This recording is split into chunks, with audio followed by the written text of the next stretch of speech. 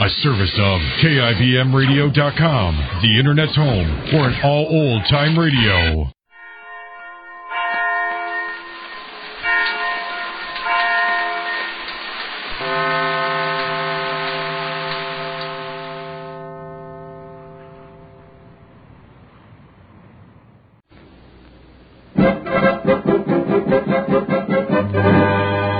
Jerry of the Circus.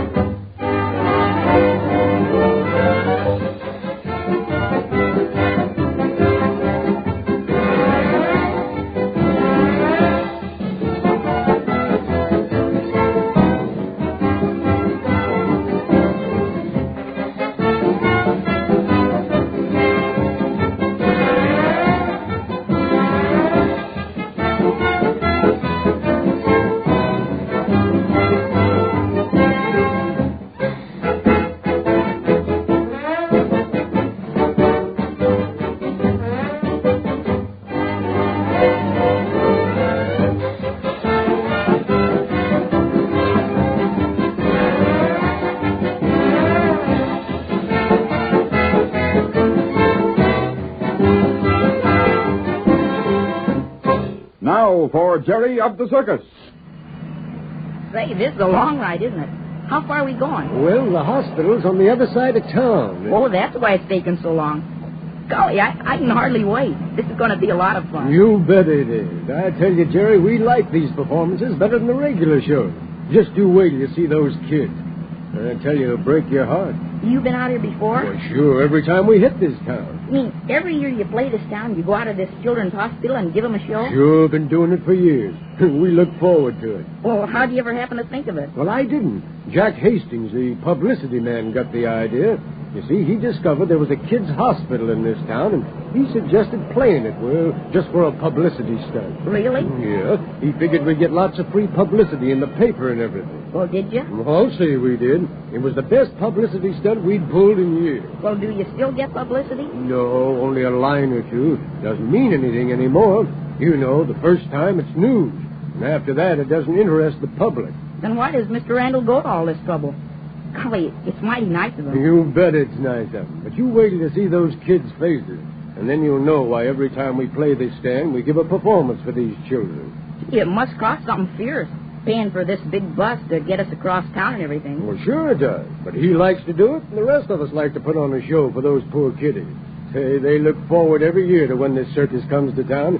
And, oh, say, looks like we're almost there. Hey, Jason, Funk says we're most there. I'm counting on you to help me with Fuzzy's crate, Jerry. Sure thing, as soon as we stop. Hey, why hasn't Jason been out here before? Oh, he couldn't very well bring his big lions out to the hospital grounds. And this is the first year he's had a cub lion to work. Golly, then maybe some of those kids never saw a lion, huh? Why, lots of them. You see, Jerry, this is a kind of experimental hospital. Cases come here from all over the world. You mean sick kids that other doctors couldn't help? That's it exactly. So lots of these youngsters have been in bed for years, or some of them all their lives. Oh, how awful. Imagine not being able to get out in the air to walk or play. Yeah, I tell you, it's pretty tough for these little shut-ins. Well, some of them have to be in plastic casts, and others are stretched out on beds and things, and only allowed to move when the doctors or nurses say they can. Gee whiz. Guess we don't know how lucky we are. Yeah, that's true. And yet these children are lucky, too. You know, they've cured lots of children in this hospital that other doctors have given up and not been able to do anything for. Say, this must be a pretty famous hospital. It certainly is.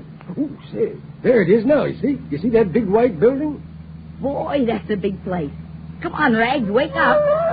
Wake up, you sleepyhead, and you listen to me. I want you to give the best performance of your life this morning. Yes, sir. I guess these kids deserve it more than any audience you've ever played to before. Come on, Jerry. Come on, up through this house. Come on. a second, Jason. Here, Rag, you stay here with Bumps. I got work to do. Well, Bumps, here we are again. Guess those youngsters will be pretty glad to see me again. They certainly will, Major Mike. You've got quite a pull with children. I certainly have, and with grown-ups, too. It's remarkable how folks crowd around to see me. Just wouldn't be a circus, I guess, if I weren't along. Golly, it takes everybody to make a circus. All the animals and clowns and performers and... Yes, of course.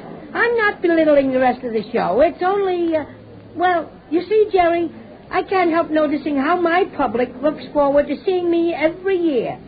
Well, I'll be seeing you later. Oh, hello there, Beppo. Want to make it a new pair of shoes this year? Well, no, Mr. Major, that seems like a pretty expensive bet. A pair of shoes, eh? Huh. So you're afraid of losing, huh? No. I bet you anything you say. Just because you win the last year, she's no sign you ever win again. From Beppo the clown and his very clever monkey friend Jacko. Huh. You and Jacko. Of course you're all right, but I tell you, Beppo, after all, children are the best judges in the world. They know a good performer when they see one. I bet you 2 pair of shoes. No, I wouldn't want to rob a poor clown. Oh, no, I'll tell you. You buy me 1 pair of shoes. That's enough. We shall see who buys the shoes.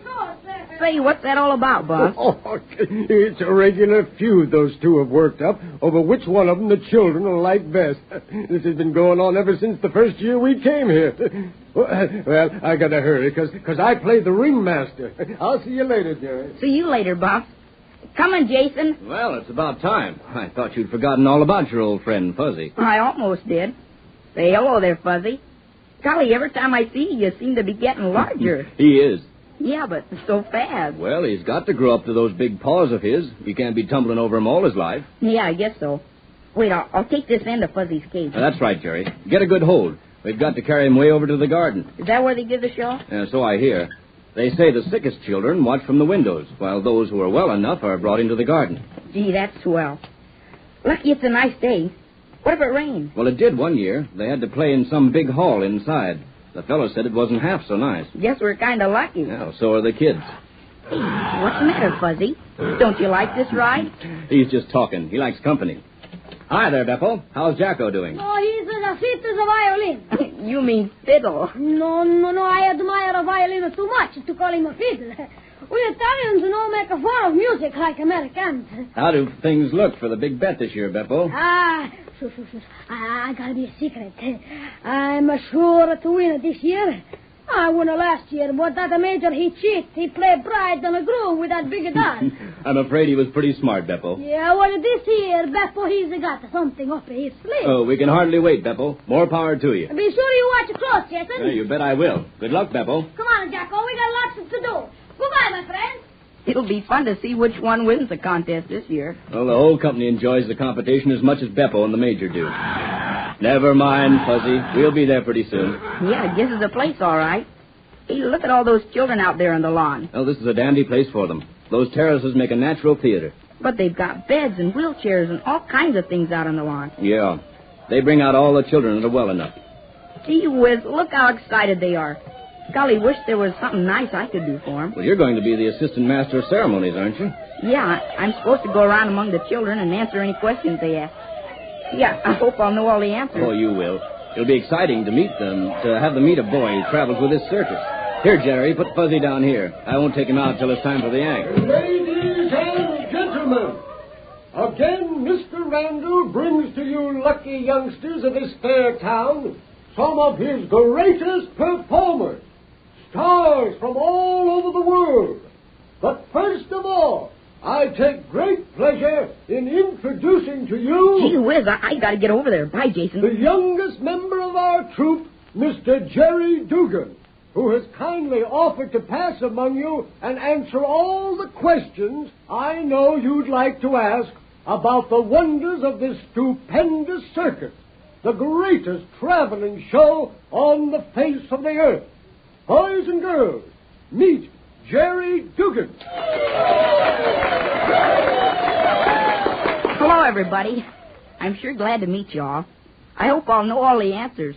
You see, I've only been with this circus this season, and as I've been asking so many questions, I guess Mr. Randall thought it my turn to answer some. Maybe some of you folks will be able to think up some brand new questions and that I haven't thought of myself. Well, I doubt that, Jerry. Well, anyhow, I'm mighty glad to be here. The show's ready to go on, and I hope you'll like us as much as we like being here. Try and think up some new questions, because I'm coming around to say hello. Well, thank you, Jerry, thank you. And now, boys and girls, the show will begin. My friends, the clowns will open the performance. And remember, everything is in fun. The most serious thing in the world to a clown is a laugh. So let's get on with the show.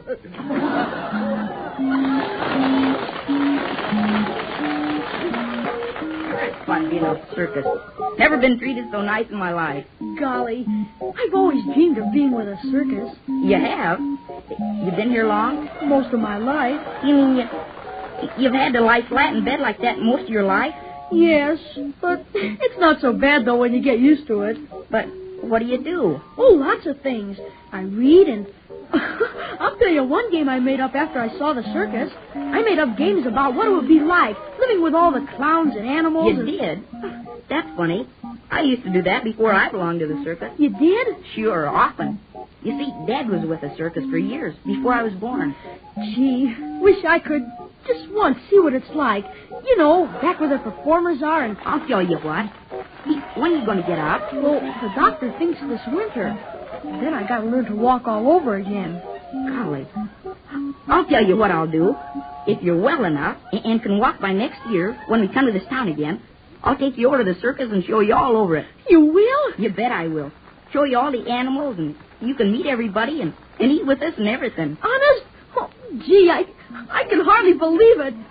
You really mean it, don't you? You bet your life I do. Say, look, what on earth is the Major doing? Where?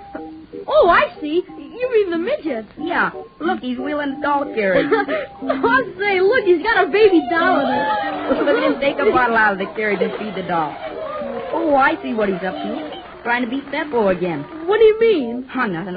I just thought of something. Look, he's going to paddle the baby. I didn't realize Major Mite was so much of a clown. Is he a clown, too? No, but he's good and funny, isn't he?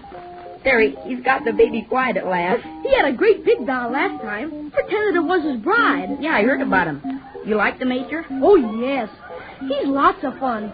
Sometimes he comes around and talks to us, too. What about Beppo, the clown with the little monkey and the organ grinder? You like him, too? Oh, yes. He's funny, too. This monkey's very smart. I wonder which one will win today. Well, what are you talking about? Hey, look. Here comes my friend Jason with a lion cub. I'll be back and tell you about it later. I gotta go and talk to some other children now. Oh, yes, of course. I didn't mean to be selfish, but you will come back, won't you? I sure will. I promise. Cross my heart. Bye.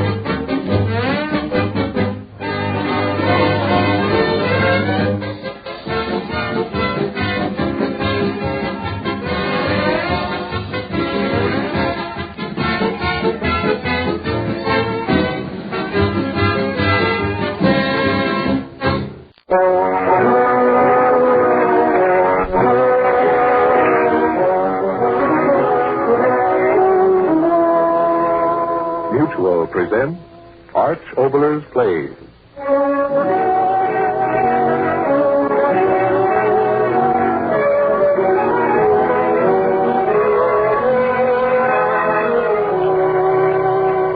The Mutual Broadcasting System has the pleasure of presenting the fifth broadcast of a special 26-week series of plays by radio playwright Arch Oboler. In this series, we hope to bring you dramas full of the excitement and the meaning of plays told in relation to the expanding world in which we live. The play will be introduced by Arch Oboler. The time, in a not-too-distant tomorrow. The place, a New York steamship pier where a great luxury passenger liner, crowded with eager vacationists, is about to sail for its first trip to a Europe at peace.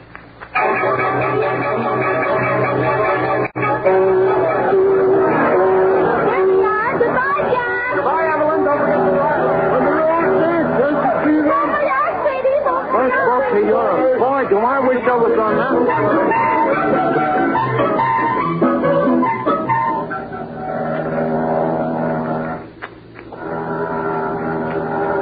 Sally? Yes, dear. Clouds at the pier, confetti. It's the real thing, isn't it? Yes. Darling, all these years we've faced problems. I mean, don't you think we'd better... Well, I mean the children. And for them, this trip is just wonderful. Fun and adventure. We can't let what we feel spoil it for Larry and Margaret, can we? I won't spoil it for them, dear. Thank you, dear. Mommy, Pop, come on, quick, you'll miss it. Miss what? We were on this boat, Maggie, remember? Oh, Papa, don't stand there arguing with me. Oh, Mama, come on. Don't pull at me. Where do you want us to go? Pictures, moving pictures. Are they showing motion pictures already? I thought that was... No, Papa, they're not showing them. They're taking them. Oh, come on, Papa, Mama, hurry. Please, Margaret, really.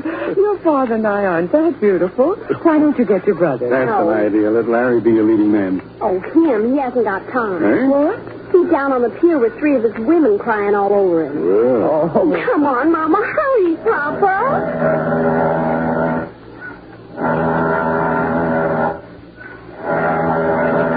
No, Margaret. Better stay here. No, there won't be any more pictures. Really, look. They're taking in the gangplank. We're on our way to Europe. At last.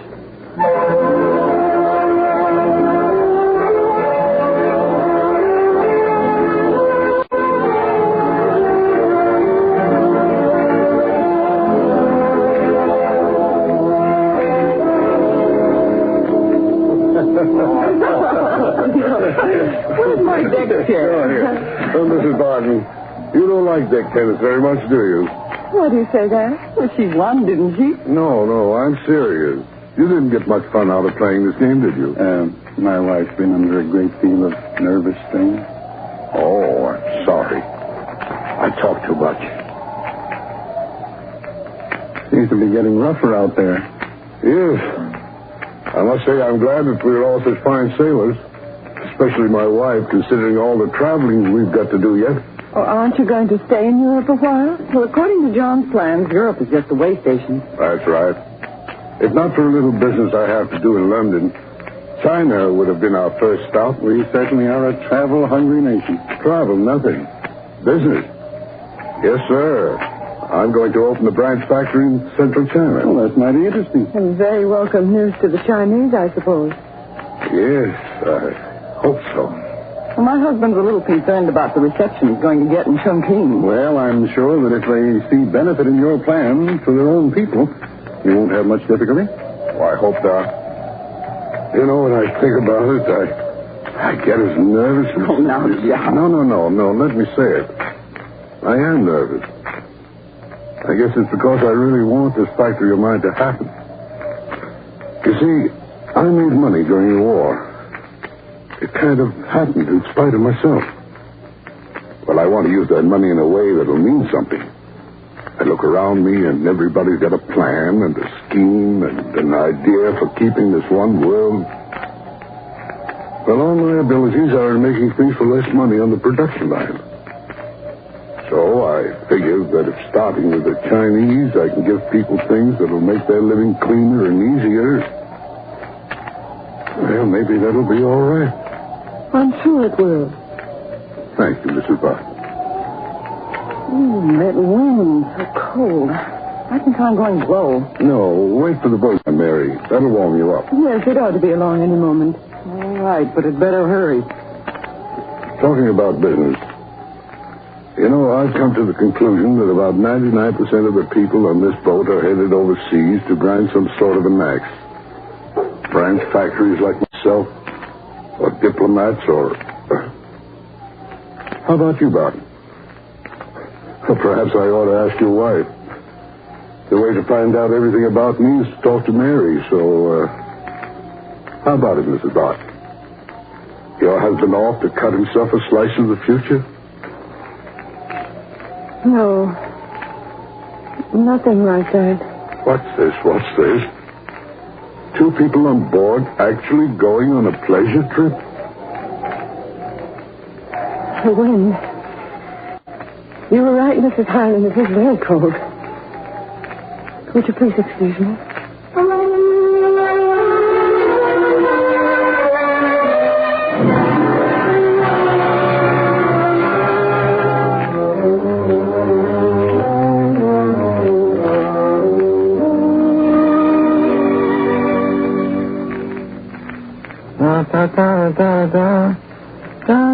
This darn packing.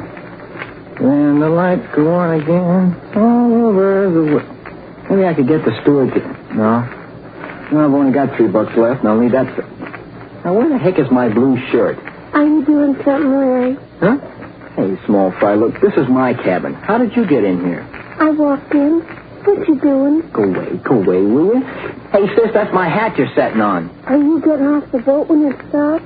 If I ever get packed, now go away, will you? I'm not getting off. Sure. Mama and Papa are giving you away to the captain, and I don't blame them. Now, will you please go away? We're landing any minute, and I've got to pack. You want to know why I'm not getting off? No, but you're going to tell me anyway. Doggone suitcase. Do you want to stay with me? Huh? Stay where? What do I want to go to London for? I'm not going, I'm not. Okay, so you're not. Do you want to stay on the boat with me? I got lots of sandwiches saved up. Do you want to, Larry? Look, small fry, well, what's the matter with you? Why do you want to stay on the boat?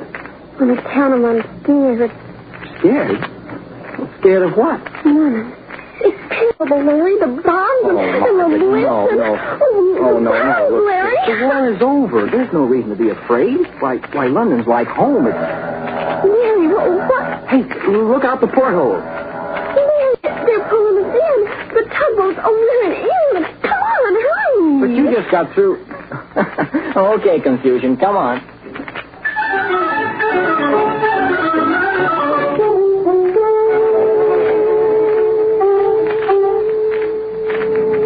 Sally, this is what you might call a momentous moment. What, this cab ride? The first time since we left New York that our daughter and heiress has kept quiet for 5 straight minutes. I suppose it is all rather breathtaking. You come over here expecting to see ruins, and you see a city where everything is completely normal. Yeah. Whatever became the Blitz? Hey, driver, is there any Blitz around here? What, say? I say the Blitz. Any sights to see? You know, left over from the bombing? It's all around you. Well, where? We don't see it. Every place there's nothing standing. That's where it was. The Blitz. Well, here we are. Hyde Park. That's the ticket, eh, sir? Yes, fine. Well, this is it. It's a pretty park, isn't it? It looks cold. What's the matter, son? Rheumatics? No, short underwear. Thank you, sis. Just for that, I'll personally take you by the hand and find you a British cow. Come on. You silly, there aren't any cows here. Faith in the girl, have you no faith? You coming? Okay. Don't get lost. We'll be back with a quart. Here you are, Cabby. Oh, no. Sir, thank you. Thank you. Goodbye. Good luck, player.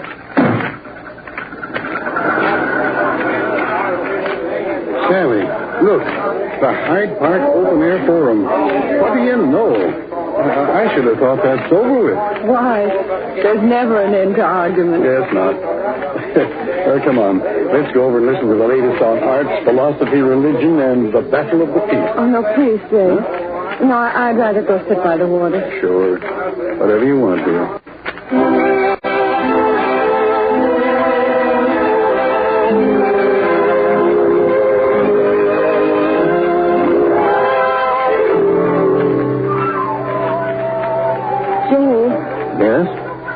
That small boy over there, what is he doing? What we are? Sitting and looking at the water. Why? He hasn't moved. So? The English are amazing people, all right. All those streets we saw today. Now, what is the name of that narrow one? Yes, rebuilt. Everything's spick and span. You'd never know what had happened. Not in the streets. Hey, are those kids playing baseball? Cricket? No, that's baseball. Well, our boys did bring civilization with them. Jay, I'm going to speak to that boy. Huh? Why? Small boy wants to sit there. Why shouldn't he? Because it's unnatural. Why isn't he playing with the others? Well, if I have to guess, he drops fly balls, or he's too small, or his mama won't let him. Boy, can I talk to you for a moment? Oh, Sally. Mind if I sit down here, boy? You see, I'm from America. This is my first day in London. I would like to talk to you. Is your name Charles? Edward? Must be a very large name to be such a big ticket. What is your name, boy? Well, how's your young friend, Sally? Is he a fly ball golfer, or our mama won't let me type? Or just a plain introvert? Don't quite know. He hasn't said anything yet. Hiya, son. How'd you like to have an ice cream cone? Well, I guess he just won't talk. Jay, I know. What? He's frightened. Huh? Look at his eyes. He's terribly, terribly frightened. Yes. Is something frightening you, boy? Son, is there something wrong? Please tell us. We'll help you. Tell us, boy. Does someone want to hurt you? Yes. Who? Tell us. At night? Yes. At night? What happens at night? Whatever it is, we can put a stop to it. Nobody can stop it. Nobody. Never. Never. Hello there, Jimmy. Well, I see you've made friends. Oh, I beg your Oh, pardon. no, don't bother getting upset. I've come for Jane. Have you been friendly? Well, not exactly. I saw him sitting here so quietly I couldn't resist the impulse to talk to him. Are you his mother? No, I'm his family. Jimmy, would you mind getting my things together from under that tree? Yes, Miss Stanley. I can see from your faces you've been wondering about him. There's only a few seconds because he shouldn't hear this. So I'll say it quickly. You're Americans, aren't you? Yes. We are. How fortunate you are that none of your children... Oh, he's coming back, so I'll say it quickly. Jane's mother and father were killed during the blitz. For almost 6 hours, the child was buried alive. The shock of what happened is still with him. Oh, how terrible this was then for the children. No, not for all of them. You hear those? In a peculiar way, they're somehow better off for having been born in a world without peace. They quickly learned that the world was a place where there was danger. But they learned, too, that there were those who would try to help them. They learned a strong sense of companionship with other people. They learned how to go without, how to make the best of things. They're not timid children. They're not helpless children. They're strong young people who learn to think for themselves. Thank you, Jane. We've got to say goodbye now. Say goodbye to your friends, dear. All right, I'll say it for you. Goodbye. Will he be all right? We hope so. It may take some time, but he's so very young. So very young. Yes. We older ones can somehow will ourselves to forget. Well, goodbye. Goodbye. Goodbye. Jay, let's find the children and go on.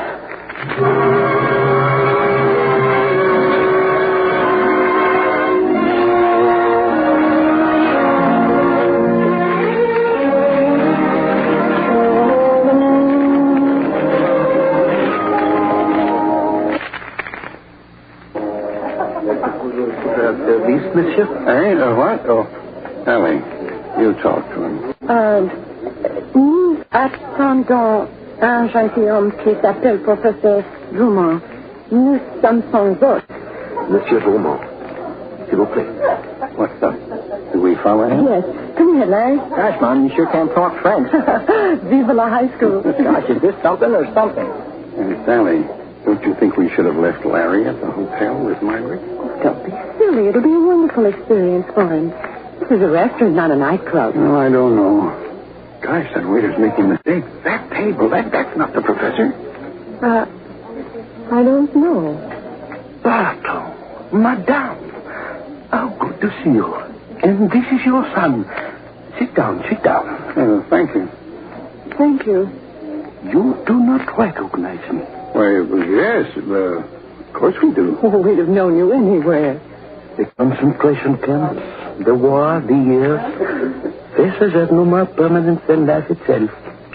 Do you remember that dinner at your home? A chic Ruber had just come into Paris. I was not a very good guest, I am afraid. But now, you are here on the world the same again, and we will eat and drink and talk about America. Tell me, why were you so anxious to come to Europe that you took the very first passenger boat? And what are your plans from here? Mariana. I am sure the young man would like to hear Mariana sing. She was a great favorite with your American soldiers.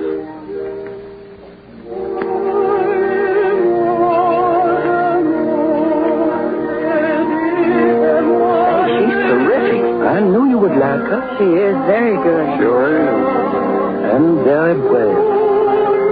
All during the time when the safest way to remain a live Frenchman was to become a good German, Mariana refused to sing another note. To say no to La Boche meant that life became very difficult. So, we listen now to her voice with added enjoyment and appreciation. Because it is a voice which is never sung in shame for Nazi breath.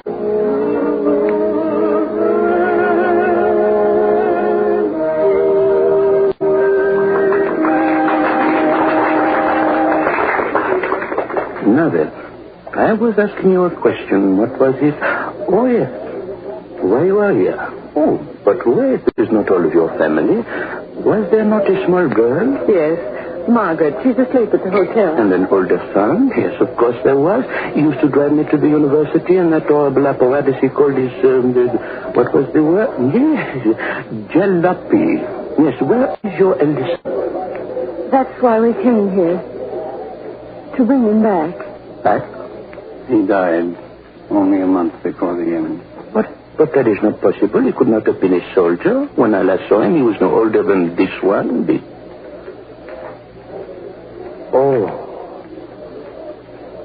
Oh, my friends, forgive me.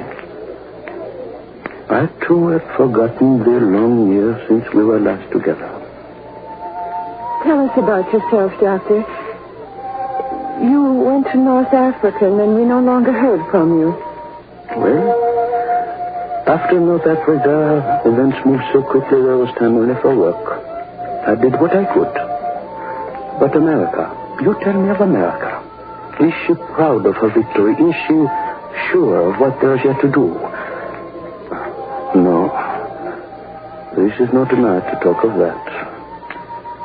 This is not even, as I thought, a night for wine and good food and music. David liked you very much. He always talked of coming to Paris someday. France was so filled with confusion, Doctor. What of your people now? What have they learned? What is ahead? Pain and suffering are supposed to be great teachers for the future. Yet sometimes they teach hatred and bitterness, which leads once again to confusion and errors of the past. You ask me what of my people now.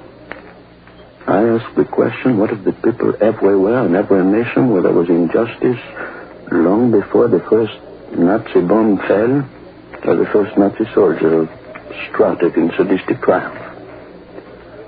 The answer is in the people. For no matter what the scheme of government their leaders formulate, the answer to the future lies within the people themselves. Yes, within the individual.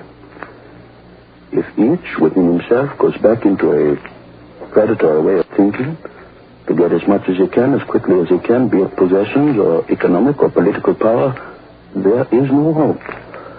For a little while, there will be a false security, And then, once again, the hatred will pour over the boundary lines and our children will die. But, my good friends, I tell you this. I have hope, great hope. For a dangerous illusion is ended. My people thought themselves the sophisticated of the world. Now, in these terrible years, they have discovered they were not sophisticates. They were children. Yes, children in their self-interests. Children in their unconscious cruelties to others through this self-interest. But I condemn my own too much. I believe what I said has been true of most of us Europeans. Now that is ended. Those of us who still live are no longer children of the world, but men and women, knowing as men and women should that our responsibilities go beyond ourselves, beyond our families, beyond our nations, into every home and every nation where men and women and children live as human beings. I give you a toast. To we who live, may we never again forget why we live.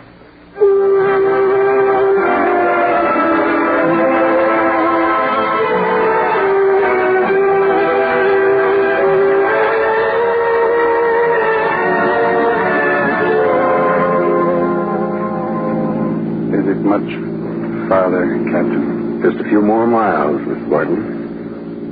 Is it the only place? No, ma'am. There are 3 American cemeteries outside of Berlin. So many trees. Yes, ma'am. It's in a forest. Must be very cold outside. They said it was 10 above this morning on the Wilhelmstrasse. Unusually cold weather. Captain? Yes, Mr. Barton? Will there be much difficulty in taking him home with us? No. It'll be arranged. It was good of you to come with us. He was a good soldier. Yes, we know. Only a short distance now. Do you think the children are cold up there? No, they're dressed warmly. They're so quiet. Larry, everything all right? Yes, Mother. Fine. Margaret, are you warm enough? Yes, Mama. Allie, you're trembling. My coat, let me. No. No, it's just that we've come such a long way. Allie. I'm all right. When we get over that rise, the trees will clear. Will that be where? Yes, ma'am. Jay? I'm right here. Oh, Mama. Yes, Margaret. That's where we're going. Oh, Mama. So many crosses. Come, children. Yes, Mother. Come on, Margaret.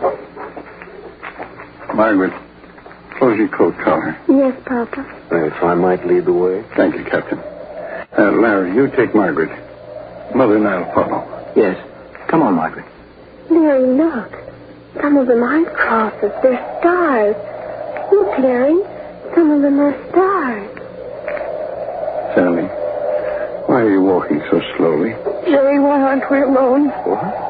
You and I to see our son. Why aren't we alone? But they're our children, too. David was my first. My first. Sally, no, the children, they'll hear you. The captain stopped. Can that be right?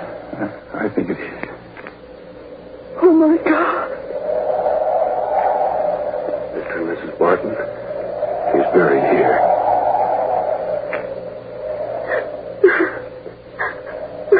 Lieutenant David Barton, 3rd Armored Division, born October 3rd, 1918.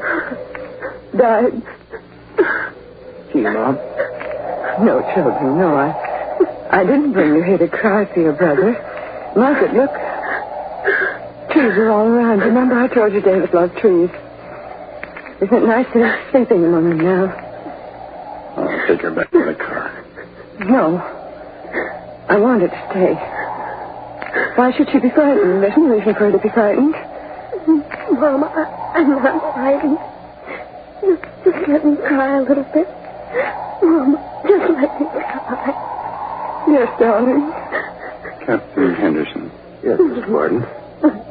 How soon could the arrangements be made? Well, it's entirely up to you, sir. Can we take him back with us on our ship? Will he sail on the 15th? Yes, sir. I think it can be arranged. We're going to bury him in our family plot. Next to my brother, Fred. He was killed in 18 in the Argonne. Cemetery in our town. There are trees there, too. No. What? What, dear? He'll stay here. I want him to stay here where he is now. Sally.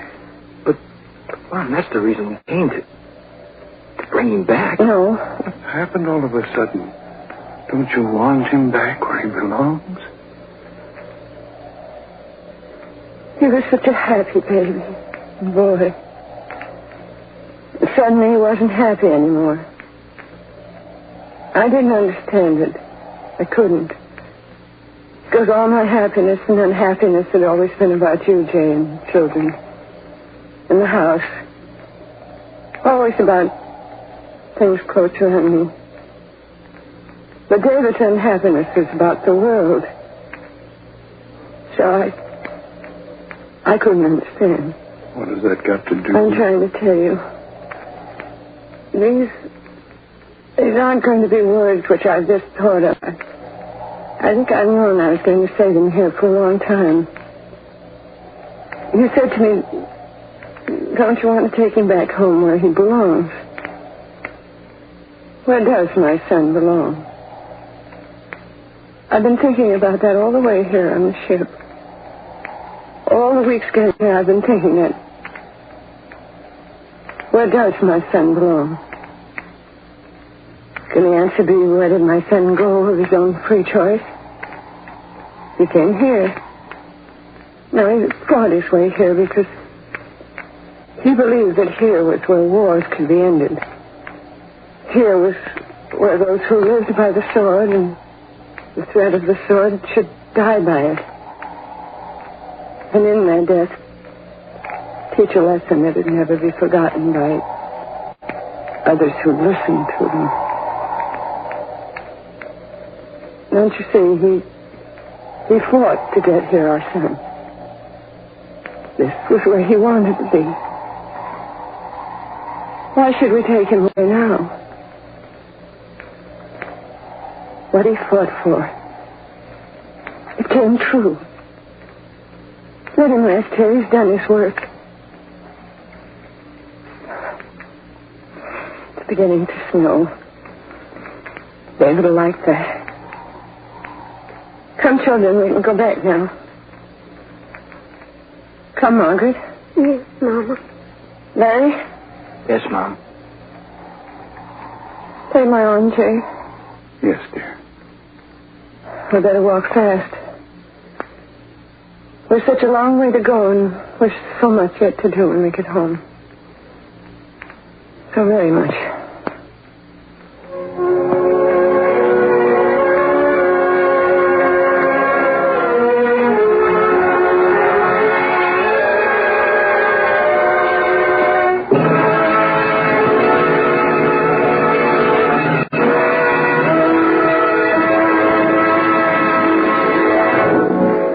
Just heard Arch Oboler's original play, Holiday 1948. The original musical score was composed by Gordon Jenkins and conducted by Albert Sack. The leading roles were taken by Miss B. Benederet and Mr. Norman Field, with Bill Christie, Rhoda Elaine Williams, Lou Merrill, Irene Tedrow, Joseph Granby, Mary Jean Croft, Raymond Severn, Bruce Elliott, and Terry Lee. Next week, we will bring you Mr. Oboler's new comedy, Mr. 10%. The amazing, amusing story of a Hollywood agent who collects 10% of the salary of your favorite motion picture star in return for services rendered. This will be the 6th in a special series of plays written, produced, and directed for the Mutual Broadcasting System by Arch Oboler. This is the Mutual Broadcasting System.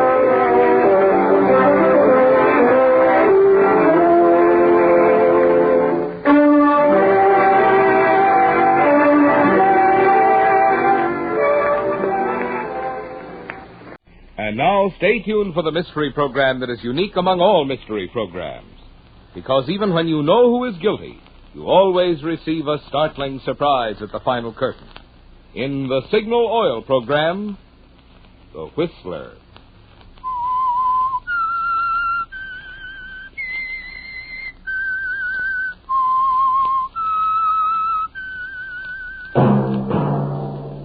Signal, the famous Go Farther gasoline, invite you to sit back and enjoy another strange story by The Whistler.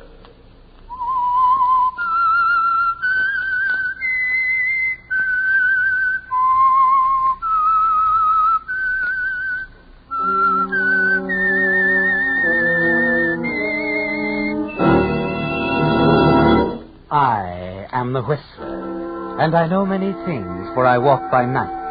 I know many strange tales hidden in the hearts of men and women who have stepped into the shadows. Yes, I know the nameless terrors of which they dare not speak. And now for the Signal Oil Company, The Whistler's strange story, The Doctor's Wife.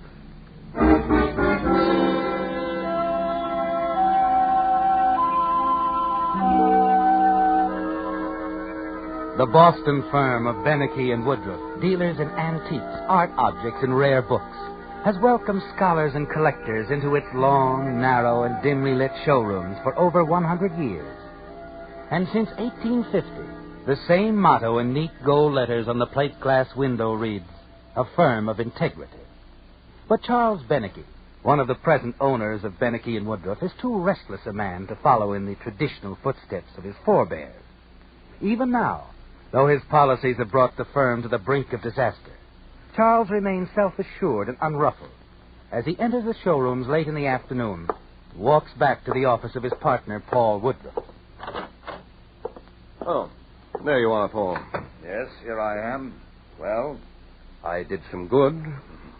Did you forge another letter by Keats, or was it Shakespeare this time? Lower your voice. What for?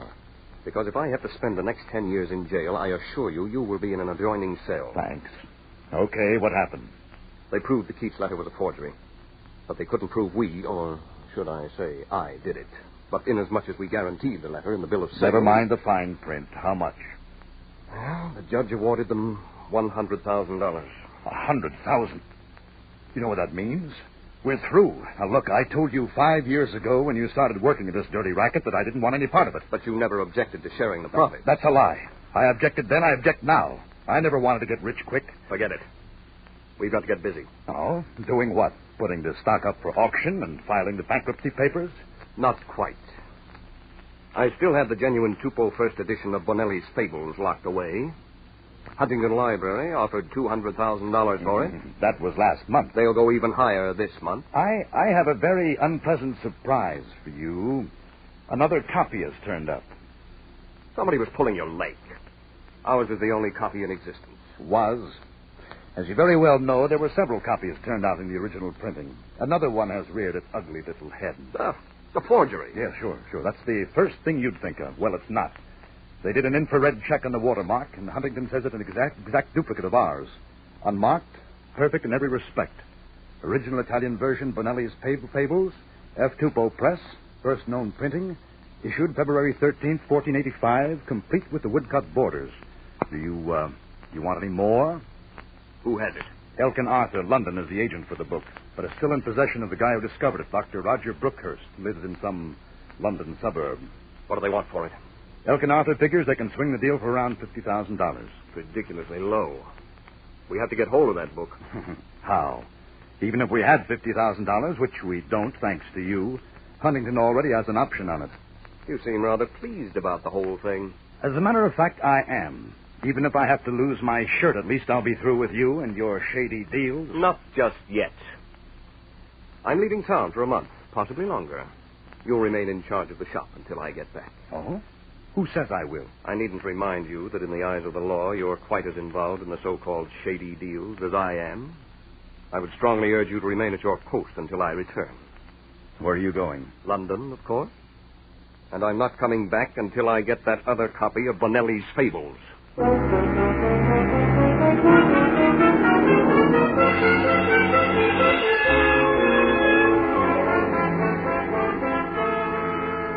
3 days later, you're aboard a World Airline Clipper, completing your trip across the Atlantic, aren't you, Charles? You lose no time sightseeing in London, do you? And after finding yourself in a quiet, fashionable apartment, you immediately put through a call to Dr. Roger Brookhurst. Hello? Dr. Brookhurst's office? It's Dr. Brookhurst's residence. I'd like to make an appointment to see him. The doctor's no longer receiving patients. Oh, I'm not sick. I wish to see the doctor on a business matter of extreme urgency. I'm afraid Dr. Brookhurst will be unable. Oh, please. I've come all the way from America to see him. I'll do my best. I can't promise anything, but you may call at the house tomorrow at 4.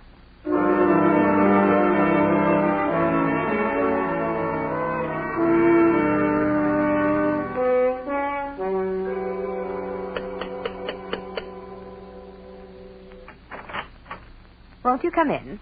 Thank you. Oh, excuse me. This is Gerald Kimberly, Dr. Brookhurst's secretary, and... Charles Beneke. Please, I'm sure. Forgive me, Yvonne. My head is splitting. I must be going. I'm sorry I'll take care of it, Gerald. Don't worry. Well, then, goodbye, Yvonne. And good day to you, sir. Good day. Are you the doctor's daughter? I'm his wife, but that is a compliment. Oh, the truth. Are all Americans like you? In the presence of a beautiful woman. In that case, I had better take you upstairs to see Roger immediately. Well, if you insist.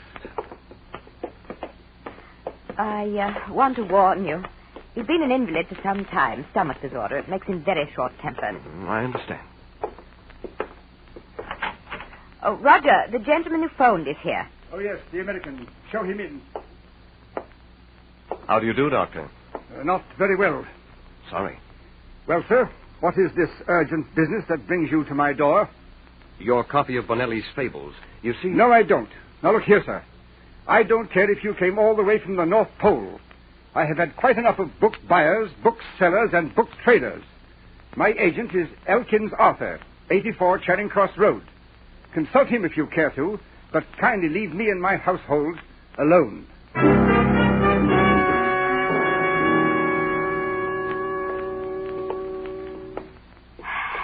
Well, I did tell you. Oh, no fault of yours. I try not to judge him, but cooped up with him day in and day out, well, it's just... Can't you ever get away? I can occasionally, but it's no fun by yourself. Well, why don't you let me... Oh, no. I didn't mean to hint. After all, you're a complete stranger. All the more reason. Someone has to show me around London. I couldn't. Oh, nonsense. You can and you will. Let me take you out dancing somewhere after dinner tomorrow night. You can get away, can't you? Easily. But do you really want to? Oh, very much. Well, all right, I'll do it. Thank you. But I'm certain that neither of us will regret your decision. Yvonne.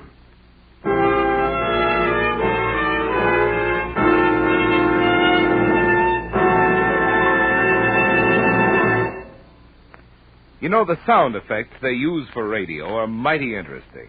For instance, supposing I were to broadcast that message you see on Signal's cartoon billboards. Next time, go farther with Signal. Well, if I said that same thing over a filler microphone, here's how it would sound. Next time, go farther with Signal. On the other hand, through the echo chamber, it sounds like this. Next time, go farther with Signal. But really, friends, the important thing is not how you say something, but what you say. And the important thing to you drivers is that from Canada to Mexico, Signal has become famous as the Go Farther gasoline. After all, in order to give you such good mileage, today's Signal has to help your engine run more efficiently.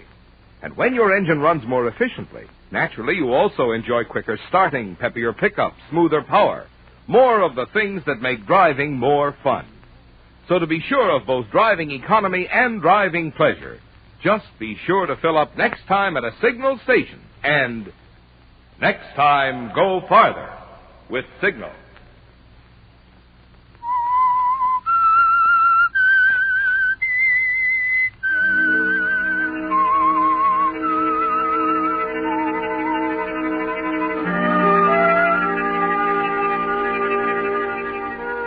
Well, Charles, it looked very bad when you first arrived in London. With Dr. Roger Brookhurst, the owner of the only other first edition of Bonelli's Fables, in very ill health and equally ill nature. It seemed as if you'd be completely unable to talk him out of his copy of the book, which you must have to ensure the value of the one which you and your partner in America now possess. But the doctor's wife is going to make a difference, isn't she? You two get along beautifully the first night that you take her out, don't you? Dining in a secluded restaurant, dancing afterwards, and then a romantic stroll along the Thames. You don't even mention the precious book until you're riding home together in a cab. I don't know when I've enjoyed myself so much. Oh, it has been a splendid evening. You know, I can't see how a woman of your beauty endures Oh, don't say it. I am married to Roger, and it's not his fault. Well, all the same, I don't want to think about it. Very well. This evening has been very strange. I feel as though I've known you for years. And I've missed you for years. Charles, I... What are you trying to say? Nothing. Let's keep it light and gay. All right. Let's discuss the subject you've avoided all evening. I can't think of any. Remember I came to London to get my hands on a rare book? Oh, that. Yeah? How do you know I haven't taken you out for a purpose? I have had fun just the same. Oh, you little idiot. Tell me, has your husband told you anything about the value of his Bonelli's fable? No, he never discusses business affairs with me. It's worth quite a lot of money, you know. Really? Yes. As much as 10,000 American dollars. That much? Honestly? That's right.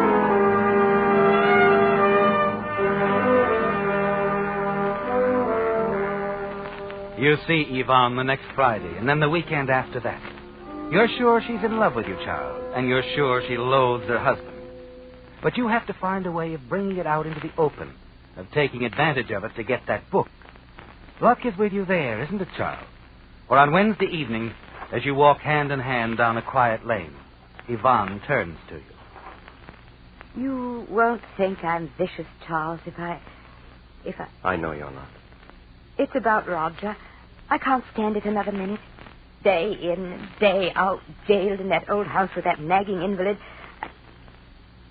I'm sorry, it's not his fault. But you can't help what you feel. It's true, I can't. I'm young and I want to taste life. Of course you do. Do you care anything about me at all, Charles? Don't lie or pretend, please. I love you, Yvonne. You're not just saying that to get hold of that old book, are you, Charles? Yvonne, the book is important to me. I'm short of cash at the moment, and the client I represent will give me a handsome bonus for getting it, but, well, it has nothing to do with my love for you. You don't have to explain. Oh, darling, what can we do?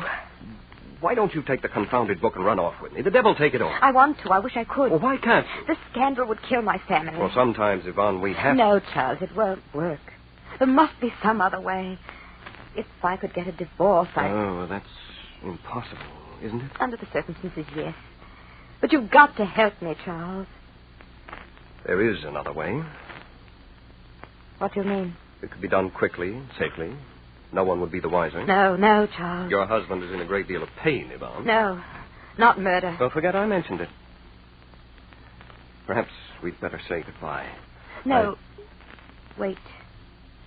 How would we do it if we decided to do it? I assume Roger uses sleeping pills. Yes. A few extra in his glass of milk or tea, And it would be all over. Yes. Roger could leave a short note behind, explaining why he did it. Oh, but his handwriting. I've spent a good part of my life studying original manuscripts and letters. I'm something of an expert on handwriting. I see. Oh, but I'm afraid, Charles. I'm very afraid. Come here, darling. Please hold me close, Charles. Hold me tight.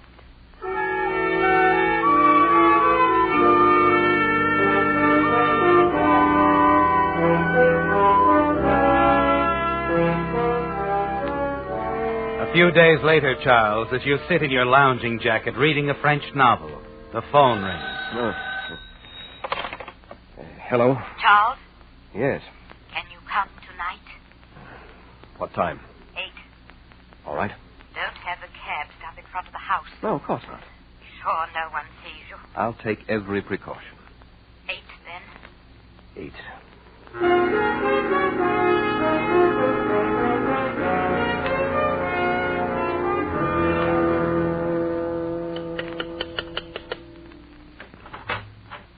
I was afraid you wouldn't come. You know I wouldn't let you down. Did you get everything? Yes, in here. Mm-hmm. These are his letters? Yes, and they're recent, too. Good. Here's his pen. Is this his usual stationery? Yes. Let me do a little practicing on this scratch pad. Yvonne? Yvonne? Yes? Yes, Roger? Is there anyone down there in the sitting room with you? Not really, Roger. Not really? Now, what does that mean? Is there anyone down there or not? I heard voices. Only a neighbor. Well, what does he want? Just to borrow a copy of the Times. Oh, very well. But you might tell your neighbor that subscriptions are available at the Suspense. Yes, Roger. And bring up my tea, please. In a moment. Now. Maybe we shouldn't go through with it. Slip the sleeping tablets into the tea. What about the note? Are you sure? It'll be perfect. All right, then. Yvonne! Yvonne! Coming, Roger!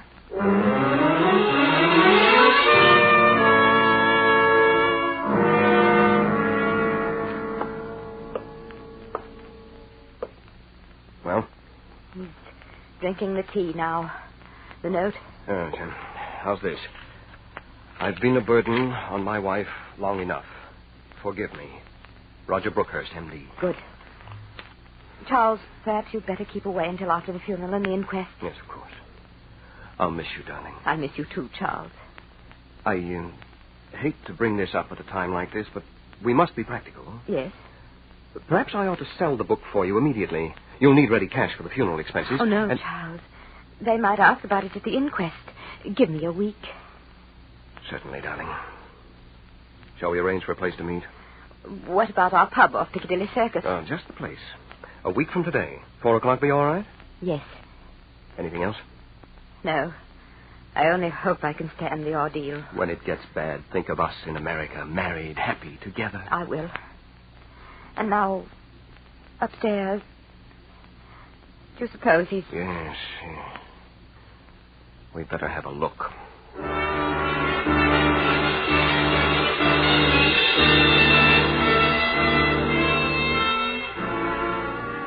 The days that follow seem endless, don't they, Charles? You scan every edition of the newspaper, but all you find is short paragraphs in the back pages stating the simple facts of Roger's death.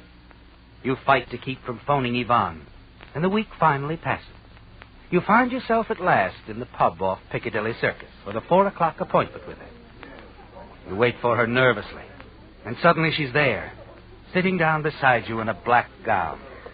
Charles, I don't dare stay very long, but it is good to see you. Yes. Everything go all right, Yvonne? Yes. Nothing suspicious at the inquest? Nothing. Good. Did you bring the book?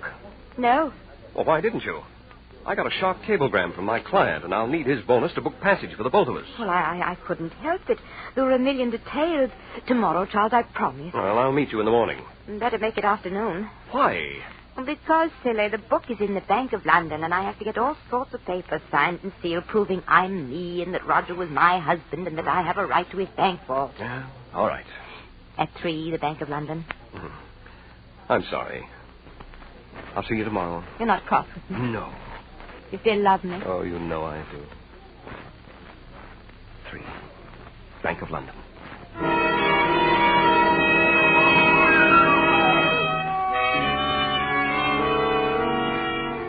You feel much better, don't you, Charles? You're certain that tomorrow afternoon you'll have your hands on the only other original printing of Bonelli's Fables. You feel a little sad about poor Yvonne, but you don't let it bother you too much. You leave the pub and walk to the World Airlines office.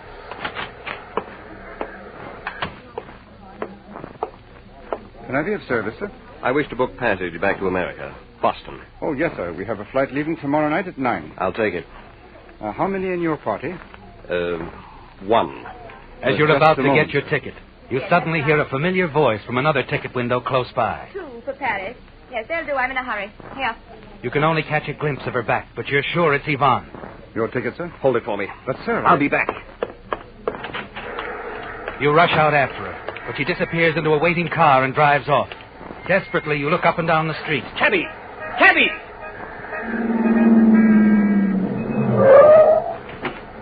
Off in, Yank? Lonely suburb. Let's step on it. Number and street, if you don't mind. I'll show you. Get going.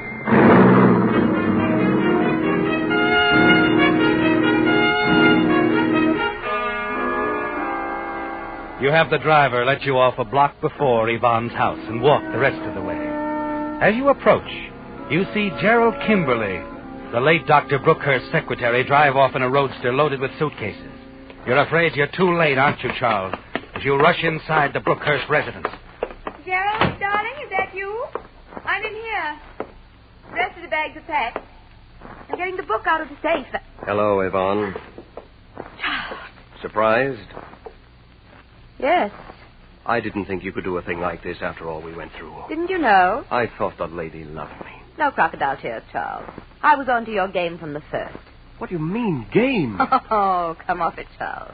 Imagine trying to tell me the book was worth $10,000 when poor Roger was giving it away at $50,000. You knew. All the time, you knew. What did you take me for anyway, an innocent little fool? Well, now you know much better. I'll take that book. Oh, no, you won't. You'll get out of here. Gerald and I are going away together.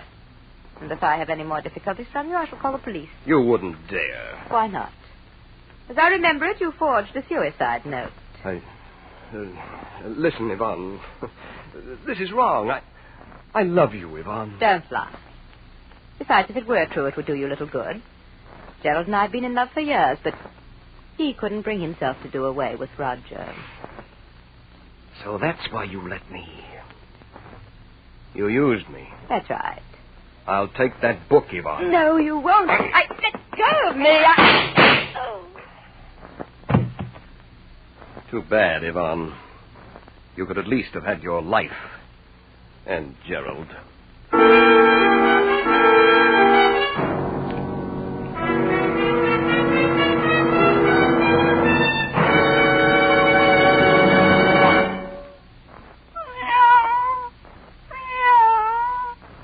Cats, which are said to have 9 lives, were once used as a basis of comparison for things which are supposed to last a long while.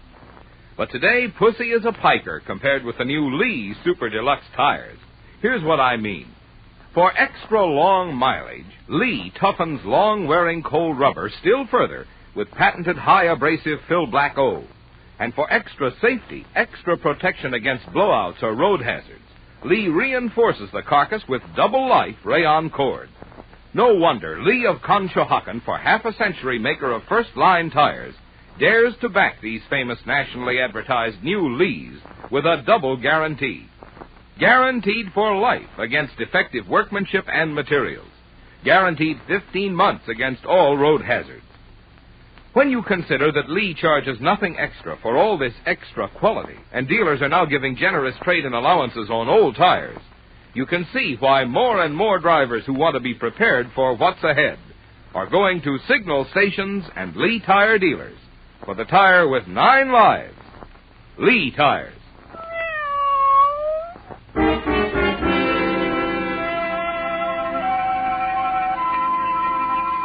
It was over quickly, wasn't it, Charles? With Yvonne dead, you were able to take the book, dispose of your gun, and leave the house without being seen. Then you hurry to the transatlantic telephone, talk to your partner in Boston, give him some hurried instructions. You're certain you can expect a visit from the police, probably soon. And after talking with your partner, you're sure you're prepared for them, aren't you? Yes. You own an identical copy of the book. It's a matter of public record in book catalogs throughout the world. You're sure all you have to do is say that this is your copy of Benelli's Fables. Both volumes are identical, aren't they? Even the printing errors, the flaws in the lithography. And no one can know that your copy of Benelli's Fables is locked in the safe of your office in America. It's a risk, but only a slight one which you will have to take. You jump at the sound of a knock on the door. You wonder if it can be the police so soon.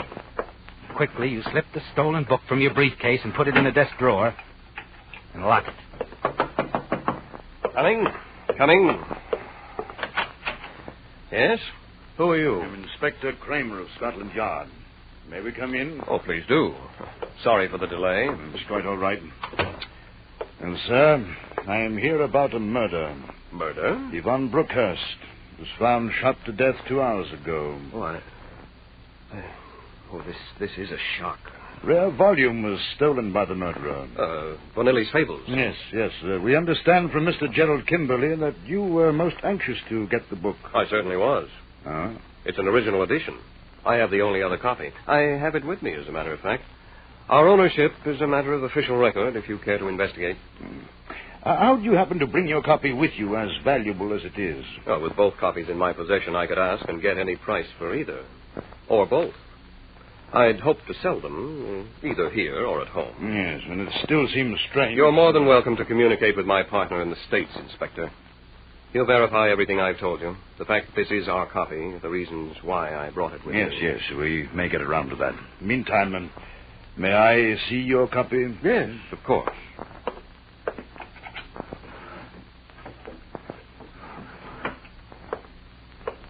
Here you are, Inspector. Yeah, thank you.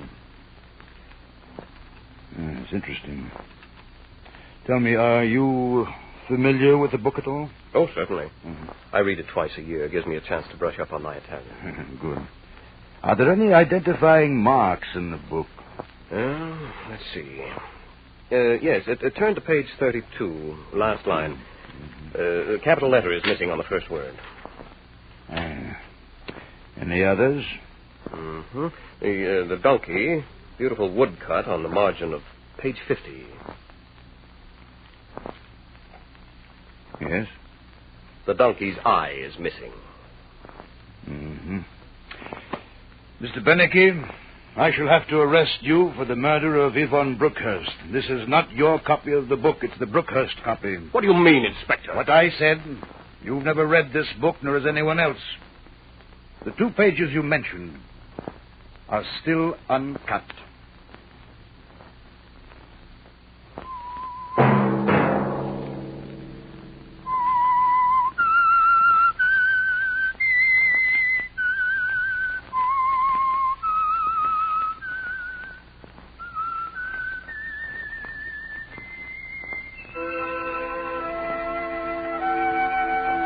Let that whistle be your signal for the Signal Oil program, The Whistler, each Sunday night at this same time.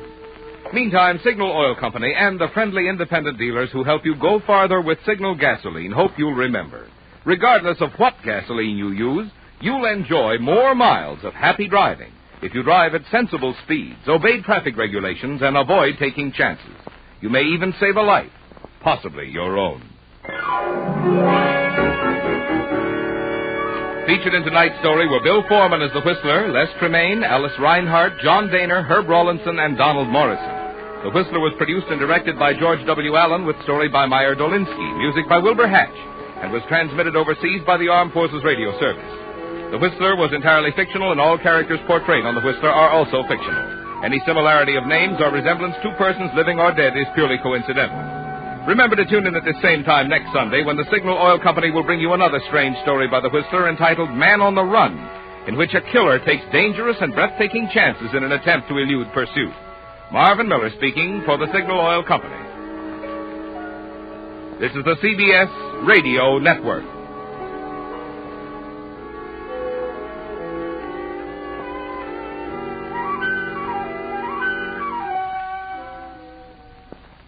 The Mummers in the Little Theater of the Air.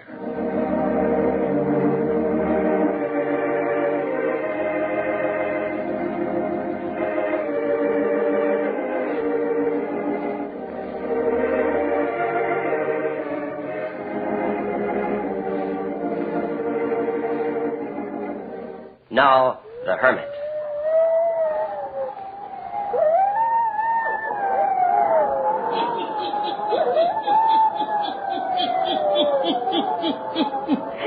Ghost stories, weird stories, and murders, too. The Hermit knows of them all. Turn out your lights. Turn them out. Have you heard the story? Notebook on murder, eh? Then listen while the hermit tells you the story.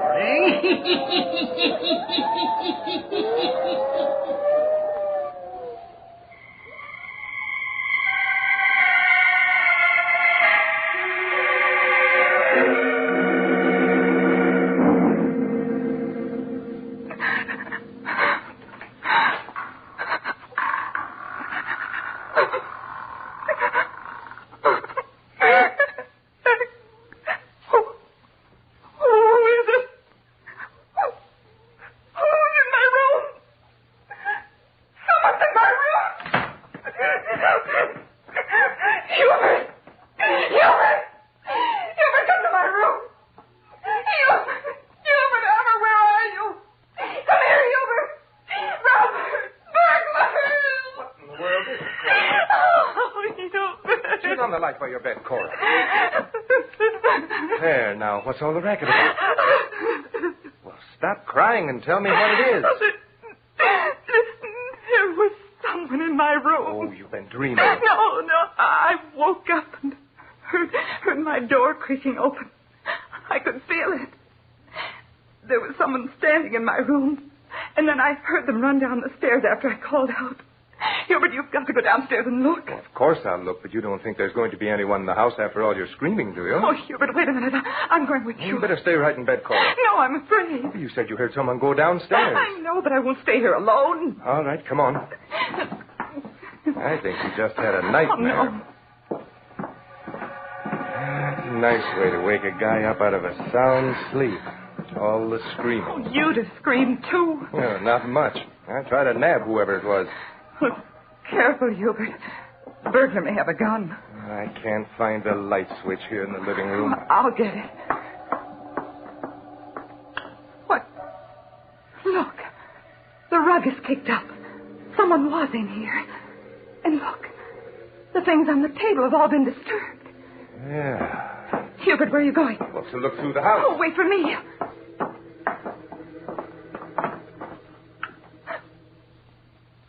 Hubert. The dining room window. I see it. Well, by George. I came in through the dining room window. Well, it should have been locked. I thought it was. I haven't had these windows open for ages, not since I've been home. Well, I'll be... Where are you going? Why, to phone the police. There sure has been someone in this house.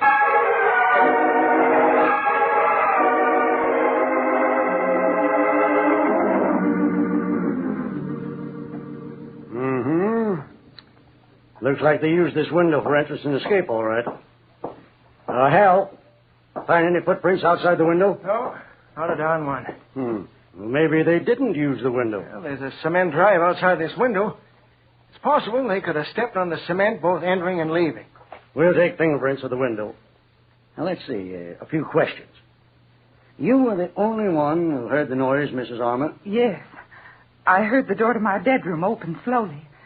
Then close, and then someone running downstairs. And the first thing you heard? My wife screaming. How far is your room from hers? Just across the hall. Are you a sound sleeper, Mr. Armour? Well, I guess so. I rarely wake up during the night. And you, Mrs. Armour? I don't sleep so well. You see, I've been ill and in the hospital. I'm not well at all. There now, Cora, everything's all right. My wife had a nervous breakdown recently, officer. Oh, I see. Well, just a few more questions, and then we'll let you go back to bed. Any valuables in the house? No valuables exactly. I usually have quite a bit of money on me. Why is that? I don't bank anymore. Cash my salary checks, and what I don't put into bonds, I use to pay bills. How about tonight? Oh, the money's safe in my room. How do you know, Hubert? Oh, silly, I looked when you yelled burglar. Who knows that you carry a good sum of money around with you, Armour? Oh, I don't know. Some of the boys around the office, I guess. I may have mentioned it in the bar. They got those fingerprints, Hal? All set. We won't disturb you any more tonight. Obviously, there's no one here now. They didn't get anything this time, and they may not disturb you again. Oh, I hope not. It was awful. My nerves can't stand it. Go back and get a good night's rest. That is, what's left of it. You won't have any visitors again tonight.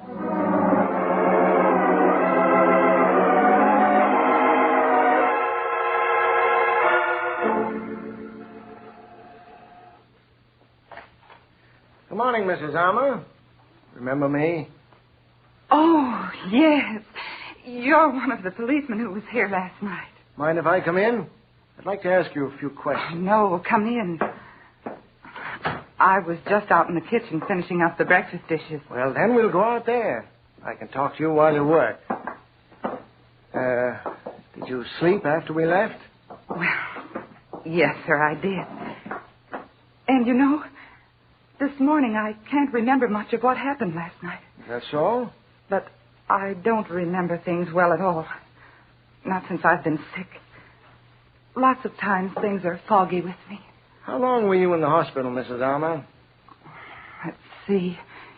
It was a long time, over a month, I guess. What brought on your illness, Mrs. Armour? Well, sir, I don't know exactly. Were you unhappy? Yes, sir, I was. What about? Well, Hubert got so he didn't pay any attention to me. That's so? Stayed out a lot nights? Yes, he did. He was never home. But since I've been in the hospital, he's been wonderful to me. Kind and good and home every night. Oh, came to his senses, did he? Yes, sir. There's been a great change in Hubert. That's good. Yes. I feel like I can get well now. Of course, the burglar coming has upset me. Coming into my room like that and standing there in the darkness. Hubert says if it wasn't for that window being open in the dining room, we might just think of it as a bad dream I had. Well, Mrs. Armour, we're going to keep an eye on the house. And we want you to help us. All right. What do you want me to do? If you see any strange persons hanging around here in the daytime or night, you call the 4th Street station and report it. Now, here's the telephone number. Or anything strange that happens. You remember and tell us. Sure, I will. The best I can. You know, it might be a good thing, Mrs. Armour, if you wrote things down in a notebook, as long as you can't recall things very well. Oh, what should I write down? Oh, anything odd that happens. And what's more, Mrs. Armour, you keep this notebook a secret, just between you and me. Think you could do this? Why, sure, I guess so. Not even tell your husband? I could keep it from him. Good. Now, let's see. Suppose you keep these notes under the mattress of your bed. Only you and I will know that they're there. Write down anything you want to, and keep it for me.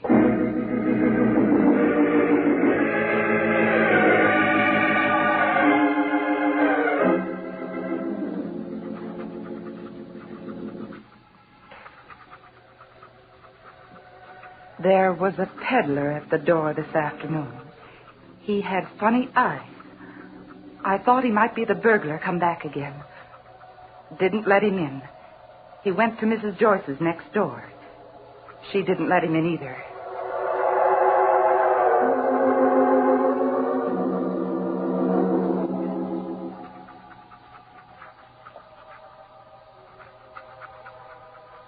Hubert read to me tonight about a burglary on the south side of town.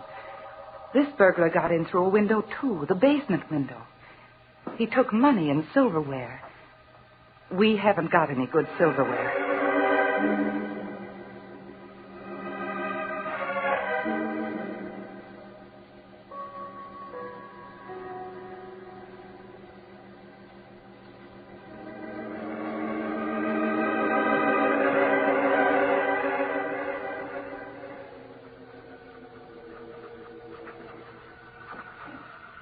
It's 15 minutes to 12, midnight.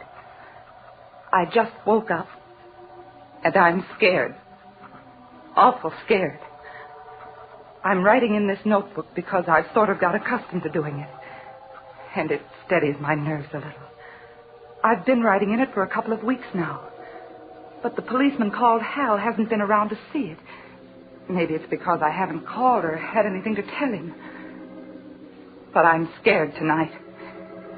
It was at supper that Hubert said. You aren't frightened of burglars anymore, are you, Cora?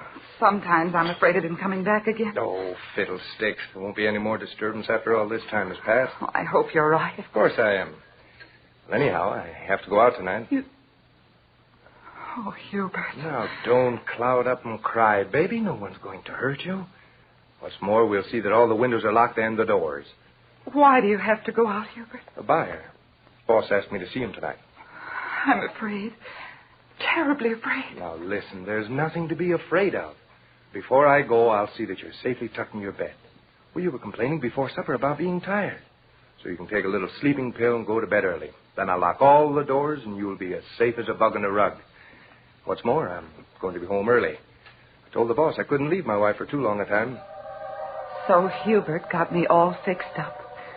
And after taking the pill, I did fall asleep. But a little while ago, something must have woke me up. It's exactly 12, and Hubert isn't home yet. I know because I just called out and he didn't answer me. It must have been about 10 or 15 minutes ago that I woke up and heard something outside my room.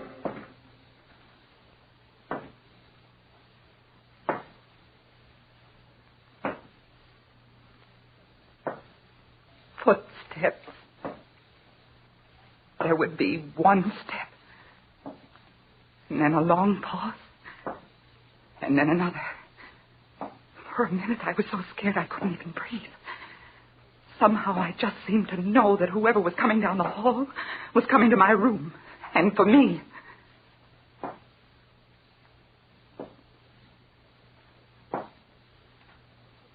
For a few seconds, I couldn't move, just sort of paralyzed with fear. And then I got brave enough to reach out and turn on my bed lamp.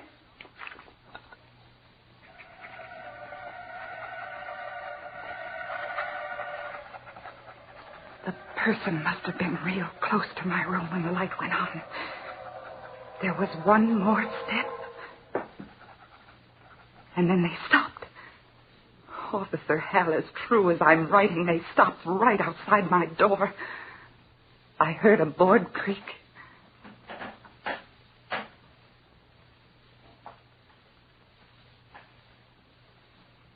Then all was very, very still. For almost years, it seemed. And then I heard, very quietly, as if someone was tiptoeing, footsteps leaving my room.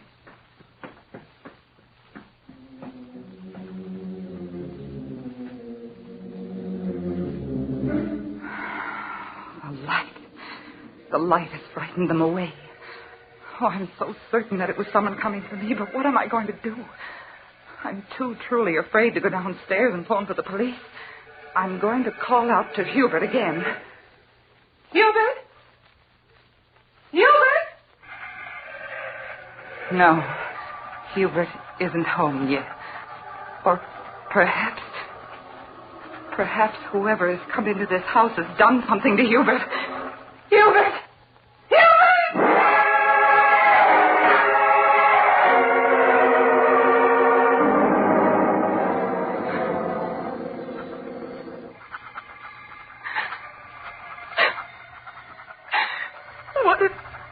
What if they've killed my Hubert?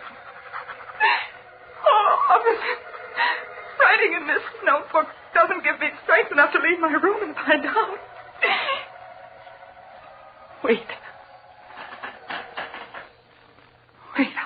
I hear something.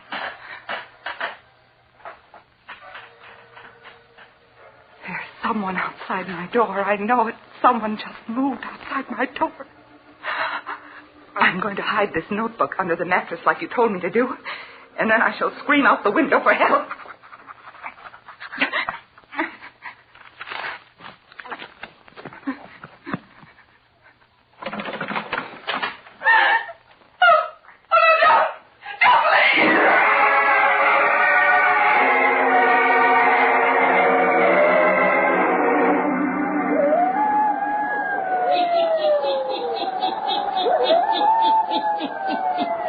Just after Cora Armour puts the notebook under the mattress, she goes to the window, opens it, and is ready to scream for help.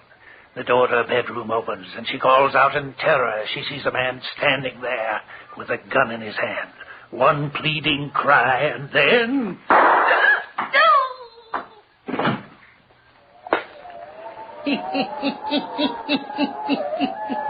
Cora Armour has been shot. Murdered. Will the police be able to find her assassin? the hermit will tell you before the night is done.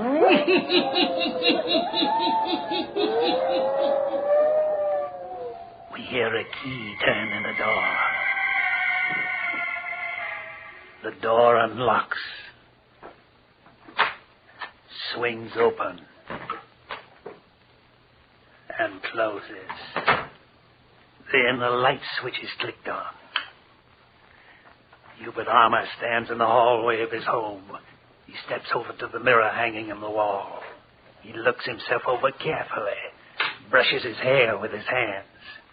Now he looks at the stairs leading up to Cora's room. He pauses for a few seconds. Then he walks into the living room, turns on the lamp beside his chair, sits down. From his pocket, takes the early morning edition of the paper, scans it, dropping the paper all around his chair. Now he rises, turns off the lamp, walks into the hall. He calls Cora's name. Cora!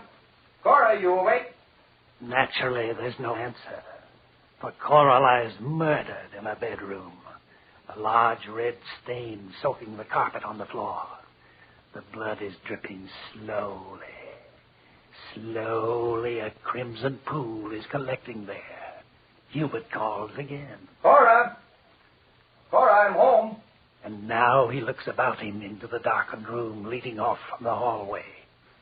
Now there's a startled look of apprehension, fear on his face as he begins to mount the stairs.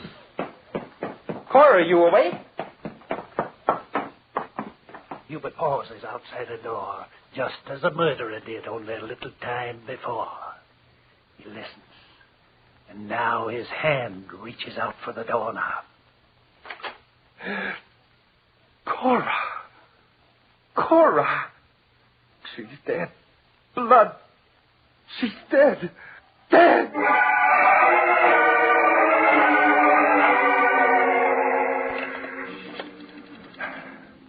Operator, get me police headquarters, please. Hello, police headquarters.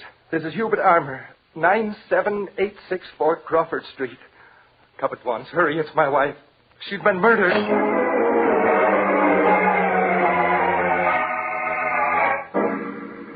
All right, Armour. Suppose you tell your story over again, just as you told it before.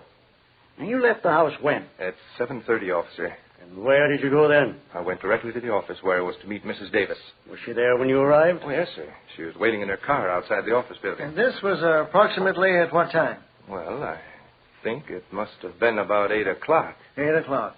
Mrs. Davis will be able to verify this? Oh, yes, of course, officer. Well, why are you grilling me so carefully? That isn't going to help us find out who killed my wife. Go on with your story. Well, I suggested to Mrs. Davis that we drop into the Greenbrier Club to discuss her insurance policy, and she agreed. Yes? Go on. So we left her car standing near the office, and she got into mine, and we drove to the Greenbrier Club. The doorman took care of your car? Yes, sir, and you'll remember that. Well, you can check all of this that I'm telling you. We will. Go on. Well, there isn't any more to tell. We sat there and talked, had a bite to eat.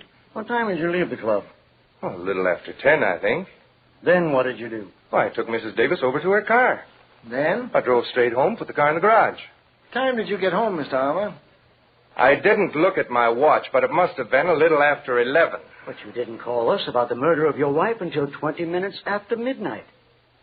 Why was that? I didn't know my wife was murdered, officer. I called out to her when I came home, but she seemed to be sleeping. She'd taken a sleeping pill before I left tonight, so naturally I thought she was still asleep. So what did you do then? I went into the living room with a paper, sat there and read a while. All the while until I went upstairs and discovered my wife's murder. I don't know what time it was I called you. We know. And we know other things, Hubert Armour. We know at what time your wife was murdered. She told us. What do you mean she told you? She told us just as much as if she were alive now. But I don't understand what you're driving at. No? And when your wife told us at what time she was murdered, she also told us who murdered her. Who? Who did it? You were very clever, Hubert Armour, from the very start, when you planned this crime. When you called us here to hunt for a burglar who was no one but yourself. That's a lie. You built this thing up slowly. Tonight you carefully accounted for your time up till 11 o'clock. The remainder of your alibi was weak. It might have been strong enough if Cora Armour had not left us a notebook on crime. What? I asked her to keep a notebook, to tell me all the strange things that happened in this house. She did. She kept it faithfully. Midnight tonight, you, according to her own writing, were not home. She called out to you, but you didn't answer. But you were here. You came in. You crept to the door of her room. You lost your nerve. You came back at midnight, shot her, left the house to dispose of the gun, returned, sat down on your chair and looked at a paper, then went upstairs to look in her room and to report her murder. Yes, Armour, you had it all planned very carefully. But you didn't reckon with Cora Armour's notebook. There's someone outside my door. I know it. Someone just moved outside my door. I'm going to hide this notebook under the mattress like you told me to do. And then I shall scream out the window for help. You heard the scream, didn't you, Hubert Armour? You heard it? No, I didn't. You heard the scream, all right. She made it when you opened the door, when you lifted the gun to fire on her. She didn't scream. She just called out, "Don't, please." I admit it, I killed her. She was a stone around my neck, nagging, never well. I hated her. I wanted freedom. She wasn't well because she feared you, Hubert. She feared you all the while. It was fear that sent her down to a sanitarium. In her heart, Cora Armour feared death at your hands. And yet, without her notebook, you might have gone free of the crime of murdering her.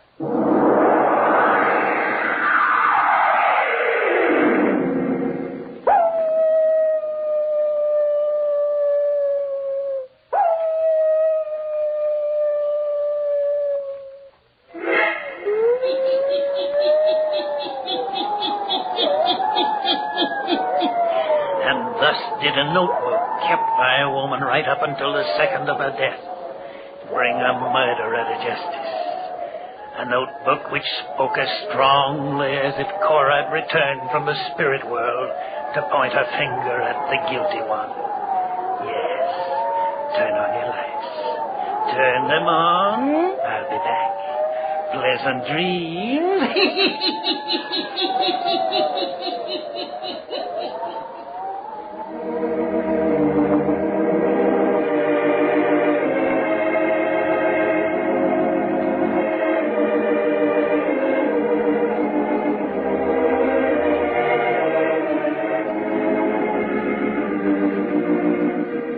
All characters, places, and occurrences mentioned in the Hermits Cave are fictitious, and similarity to persons, places, and occurrences is purely accidental.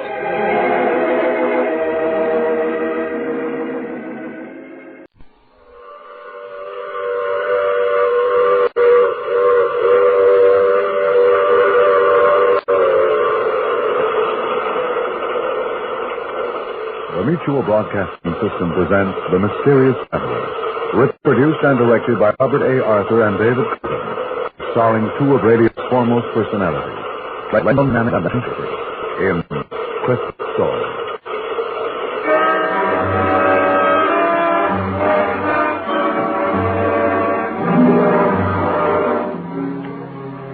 This is the Mysterious Traveler inviting you to join me on another journey into the realm of the strange and the terrifying.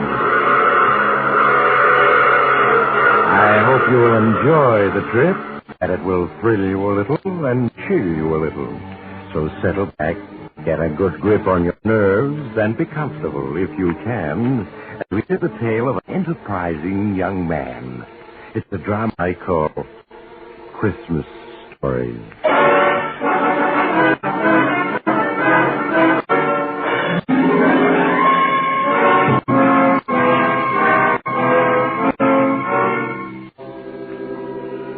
The name is Steve Farrell, and I've just gotten through playing Santa Claus.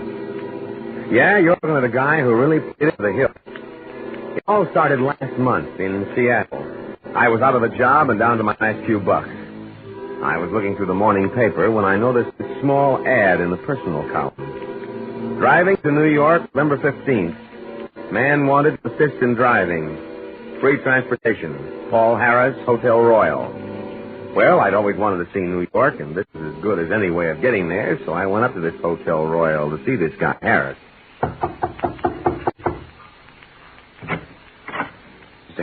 Yes? My name's Farrell, Steve Farrell. I read your ad in the morning paper. Oh, yes. Won't you come in? Thank you. If you haven't already found someone to help you drive to New York, I'd like to offer my services. Well, as a matter of fact, I haven't. Can you leave for New York a day after tomorrow? Sure, anytime. Well, good. Then why not come around at 9 in the morning and we'll get off to an early start? Okay, Mr. Harris, 9 it is.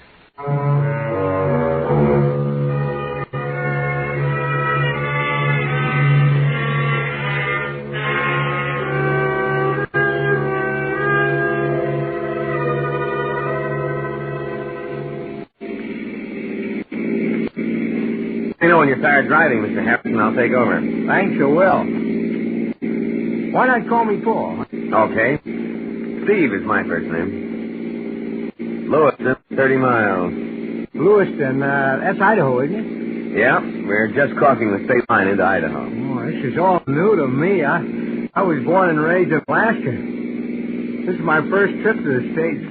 Well, you're going to see a lot of scenery between here and New York. Yes, I'm looking forward to it.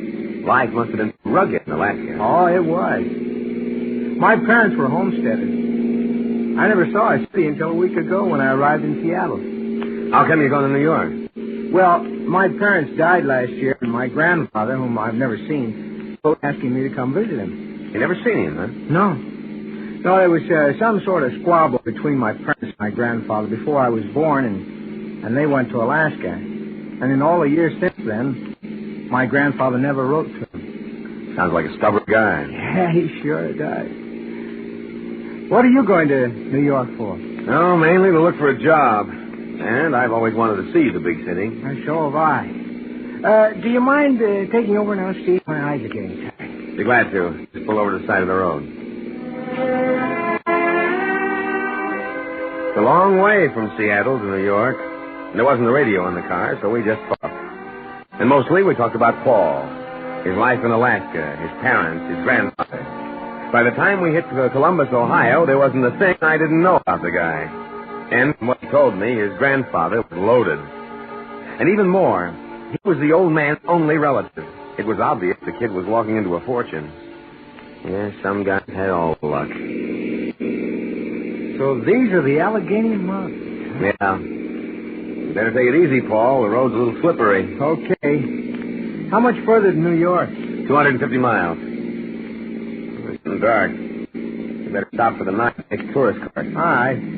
Probably should be able to make New York by tomorrow afternoon. Yeah, easy.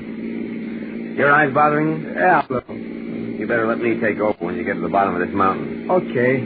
You know, you ought to see an eye doctor. Your eyes seem to get tired awful quick. Well, the truth of the matter... Hey, look, kid, we're starting to skid. No, don't cancel the brake. That only makes it worse. Now, reverse your wheel. I have. See, we're skidding off the road toward the mountain. Give me that wheel and do as I say. We're out of control. We're going over.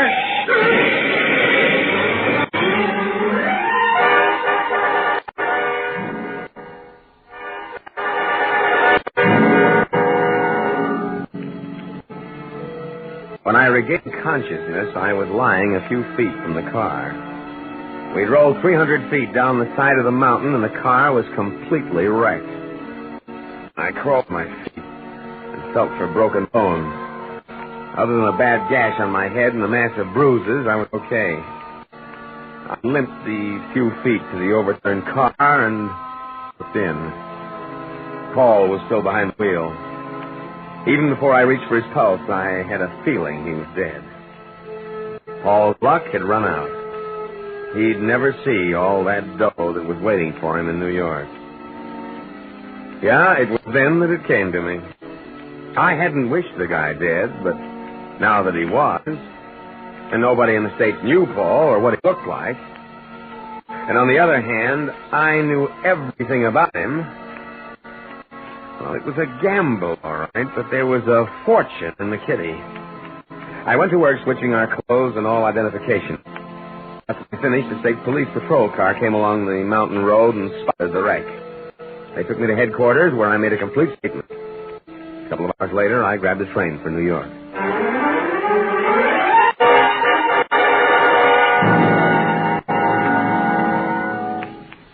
Oh, I'm George Marlowe, your grandfather's attorney. How do you do, Mr. Marlowe?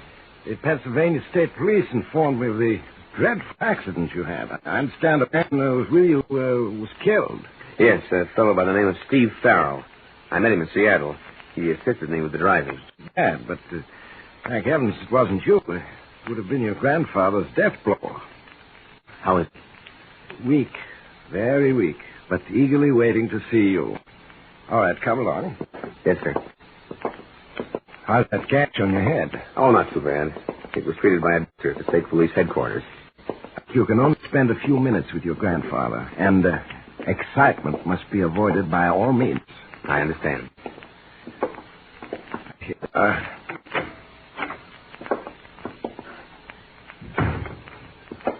How is he, John? He's much better this afternoon. Joan, this is Paul Harris. Paul Joan Dietrich, your grandfather's nurse. How do you do? Hello. Oh. Is that you, Paul? Yes, sir. Come here where I can see you. Yes, grandfather. So, you're Paul, my grandson. Yes, sir. Sit down by my bed and let me look at you. All right, grandfather. You don't look like your mother. Must take after your father's side of the family. Yes, I do. That bandage. What happened, Paul? Well, I was in an accident, but it's nothing, just a scratch. You're sure? Yes, of course. I suppose you're wondering why I sent for you after all these years. Cutting off your mother, father. Does it matter now? The thing is, I'm here. Lying here for months, I've had a great deal of time to think things over. I was wrong, Paul. Your mother, she had a perfect right to marry anyone she wished. It was only my stubbornness that prevented the reconciliation. We all make mistakes. Yes, but the years, not seeing my own flesh and blood, it's been lonely, Paul. So lonely. And all my fault. But you're not alone anymore. I'm here. Yes, Paul, yes. What little time I have left, we must spend together. I think that's enough for now, Mr. Marshall. Paul can come and see you later, after your nap. Just a few more minutes, John. After your nap. Oh, she's a wonderful girl, Paul, as soon as I'm awake. Now, let me fix the pillows for you. Just your being here seems to have helped him, Paul. What do the doctors say, Mr. Marlowe? Week, month, several months at the outside. That bad, huh? Yes. Well, you were tired after the trip. I had your suitcase taken to your room. Do you have any other luggage on the way? There's a small trunk coming, but it won't be here for weeks. Need any money, just let me know. Your grandfather's placed a considerable sum at your disposal. Thanks. But I have $2,000 left of the $5,000 he sent me. Very well, Paul. Remember, if there's anything at all you want, just let me know. Yeah, I was in. There was no question that I'd passed as Paul Harris. And why not? I had all the answers, and I was playing it careful. I walked through room after room of that Fifth Avenue mansion, knowing that within a matter of months it would be mine. In the weeks that followed, not a day passed when I didn't spend a few hours with the old man. He liked me, I could see that. And the funny thing is, I liked him, too. During our little chats, there were times I felt I was his grandson. And sitting in at these little sessions, not saying much, just watching with those gray eyes of hers, was Joan Dietrich. She was one lovely dish. And I could feel things building between us. Whenever she got evening off, we went up together. Having a good time? Wonderful. I love dancing. Why, Mr. Harris, what are we doing out on the terrace? The music's in there. Too many people in there. You know, if you don't make a pass at me soon, I'm going to get discouraged. Ours is a short acquaintance. 3 weeks. What's the time to do with it? The day I walked into my grandfather's room, first sighting, you knew this moment would come. Oh, stop. I feel the same way, baby. So I will fly. Love me? You know I do. Why the tears? Oh, I do love you. I don't want to believe in you. I'm so confused. So confused. About what? Go on. I want to hear. Are you really Paul Harris? What makes you ask that? In your talks with Mr. Marshall, several things he said seemed strange. Such as? Well, your grandfather spoke of a restaurant in San Francisco, and you said you knew it. Yet if you are Paul Harris, how could you not? Paul Harris has never been to San Francisco. I might have taken in San Francisco on the way to New York, you know. What else bothers you? You mentioned a television show you'd seen 6 months ago. There is no television in Alaska. If you're Paul Harris, how could you have seen it? People up in Alaska see kinescopes of television shows, baby. They show them like movies.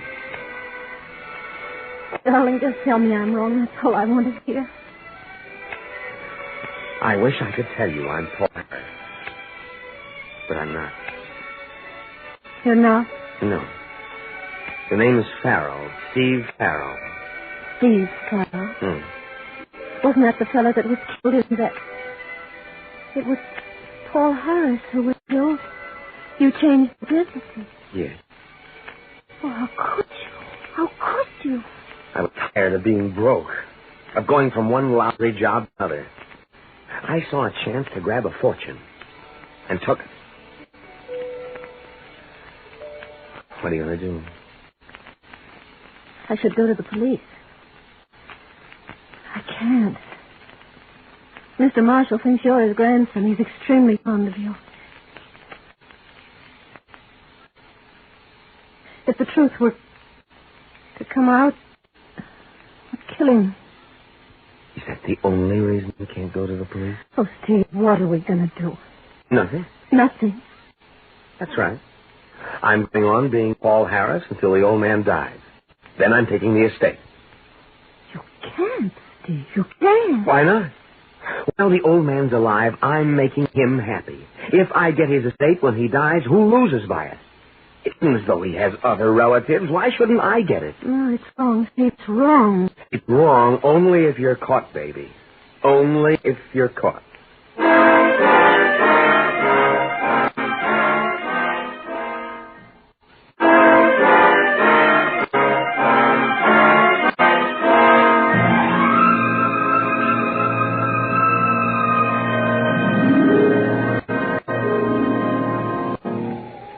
Hello, baby. What you doing up here on the roof? Just getting a little fresh air while Mr. Marshall sleeps. How is he? He can't last more than a few days. Who you crying for? The old man? Or me? Both of you. Oh, Steve, ever since the other night when you told me, I haven't been able to think of anything else. It's wrong, Steve. It's so wrong. Who am I hurting if I get the estate? I deserve it if anyone does. At least I'm making the old man happy in his last hour. What is your course?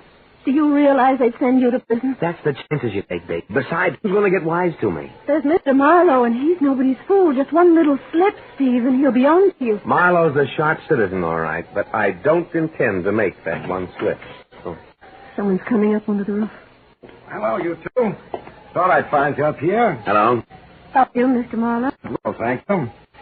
I understand that Mr. Marshall's asleep. Yes, I left Mrs. Walker to look after him.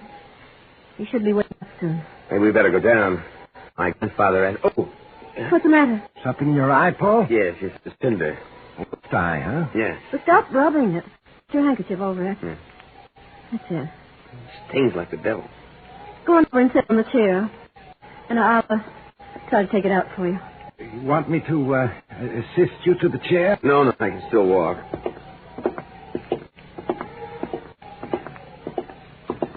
Now sit down and tilt your head back. That's it. Take the handkerchief away. Oh, I see it. Hold still. There. I got it. Thanks, John. I think we'd better go down now. Yeah, okay. You coming, Mr. Marlowe? What? Oh, yes. I'm coming.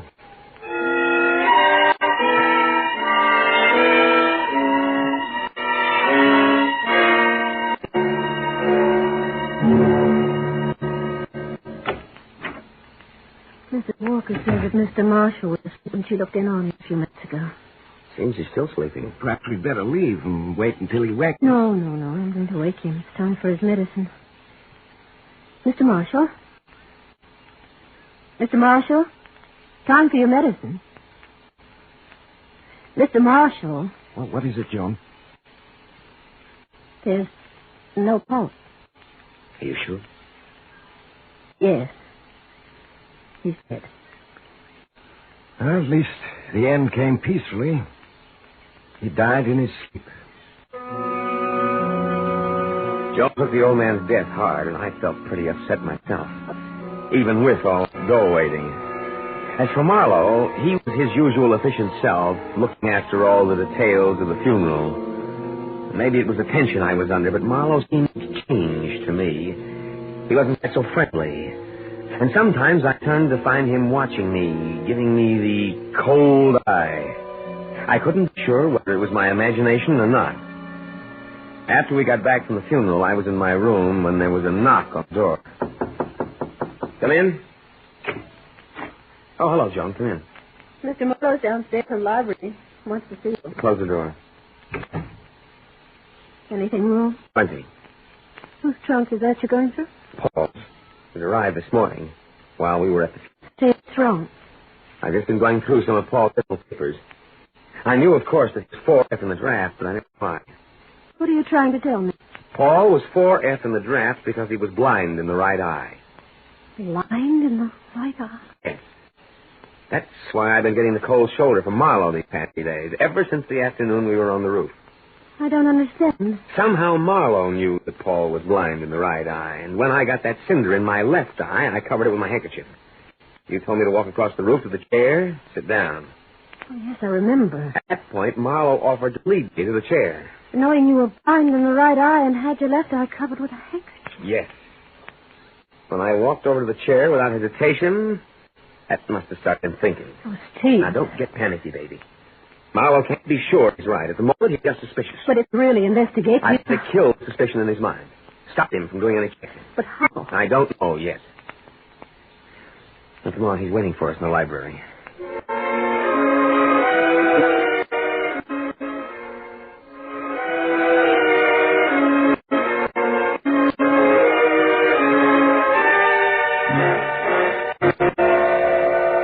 Sorry to have kept you waiting, Mr. Marlowe. That's quite all right. If you'll excuse me, No, Joan, don't go. No reason why you should hear what I have to say. Tomorrow, Christmas Day, I'll officially read Mr. Marshall's will. However, I don't think I'm violating a trust in telling you the contents of the will. Weeks ago, Mr. Marshall had me draw up a new will, leaving his entire estate to you, Paul. I see. He was quite taken by you and felt that you were a credit to his name. Why are you crying, Joan? Nothing. As administrator of Mr. Marshall's will, it is my duty to see to it that the heirs, or heir, receive their just inheritances. This duty I shall fulfill. I understand. I am responsible under law for the awarding of the huge estate left by Mr. Marshall. I shall have to... Is your eye troubling you? You've been doing nothing but rubbing it since you came into this room. Sorry, Mr. Marlowe. As you know, I'm blind in my right eye, and now and then my left eye feels quite strained. Particularly at a time like this. My grandfather's death, the funeral. You understand? Why, yes. Yes, of course. You were saying? What? Oh, it's not important at the moment. I'll be here tomorrow at 3 for the reading of the will. I'll see to it that all the servants are here. Very well. Good night, Joan. Paul? Good night, Mr. Marlowe. Good night. I didn't get to sleep that night. I just tossed and turned, trying to come up with an angle that would kill Marlowe's suspicions. Maybe that business of rubbing my eyes had satisfied him, but I had to make sure. It was a difference between being handed a pension and a prison sentence. This afternoon at 3 o'clock, the servants, Joan, Marlowe, and myself gathered in the library. The whole thing was over in an hour. The servants all congratulated me and left the library, leaving only the three of us there. I should like to offer a toast to Mr. Marshall's memory, if you'll permit me. Of course. This was his favorite sherry. Joan? Thank you. Oh, thanks. Here's to Peter Marshall, a man who lived honorably, died honorably. May his heir be worthy of him. As the three of us raised our glasses to our lips and drank, I could see Marlowe watching me over the brim of his glass with those cold blue eyes of his. We set down our glasses, and I turned to give Joan a cigarette. Out of the corner of my eye, I saw Marlowe pick up one of the 3 wine glasses. Suddenly, I realized it was my glass he picked up. He held it casually, almost as if he didn't know he was holding it. In that moment, I was going nuts, trying to guess whether he was satisfied that I was Paul Harris or he was still suspicious and going after me. My fingerprints were on that glass, and the Army had a copy of those in Washington. This was it. Either I play my cards and go for the fortune or throw in my hand. Suddenly, I felt Joan's hand in mine. Hey, Mr. Marlowe. Yes? You say this will, leaving me my grandfather's estate, is a new one. Yes. I drew it up only 2 weeks ago. What was the old will like? Well, under the old will, the grandfather's estate went to charity. I thought as much. Mr. Marlowe, Joan and I have been talking things over. I don't want the estate. I want it all to go to charity, as originally intended. Me, I seem to have got my glass. You realize, of course, what you would be giving up. I never really had, Mr. Marlowe, so I hardly think I'll miss it. Joan and I'll get along, won't we, baby? Oh, yes.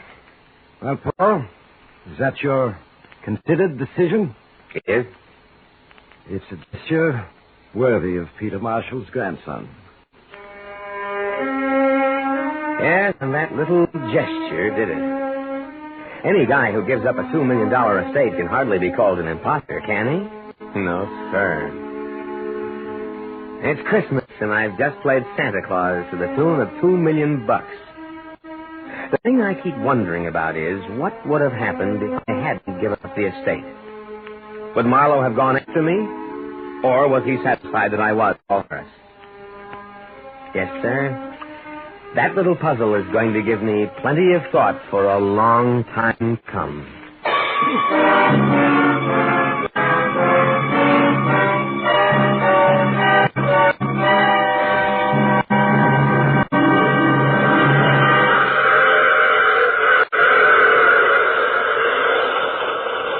This is the mysterious traveler again. Did you enjoy our trip? Or what happened to Paul Harris? Or rather, I should say, Steve Farrell? He and Joan were married. Oh, you have to get off here. I'm sorry. But remember, I take this same train every week at this same time.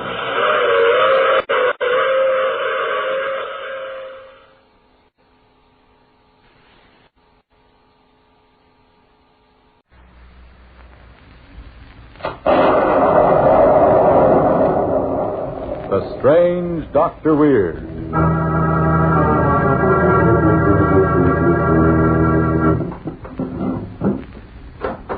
Good evening. Come in, won't you? Well, what's the matter? Surely you're not nervous. You are? Then perhaps a story might help calm you. I think I know just the one. It's about a cat, among other things. That's why I call the story The Tiger Cat.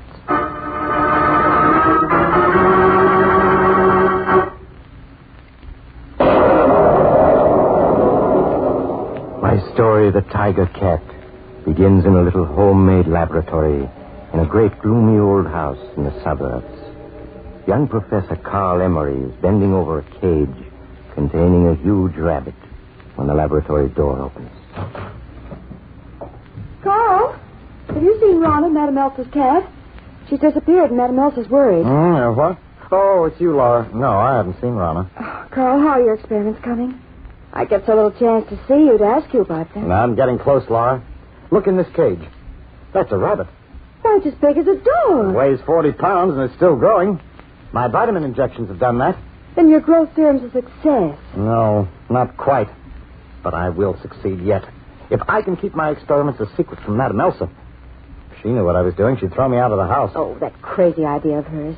That when people die, their cells go into animals. It's insane. It's the age-old theory of reincarnation, but she believes it, absolutely. Then she mustn't find out, that's all.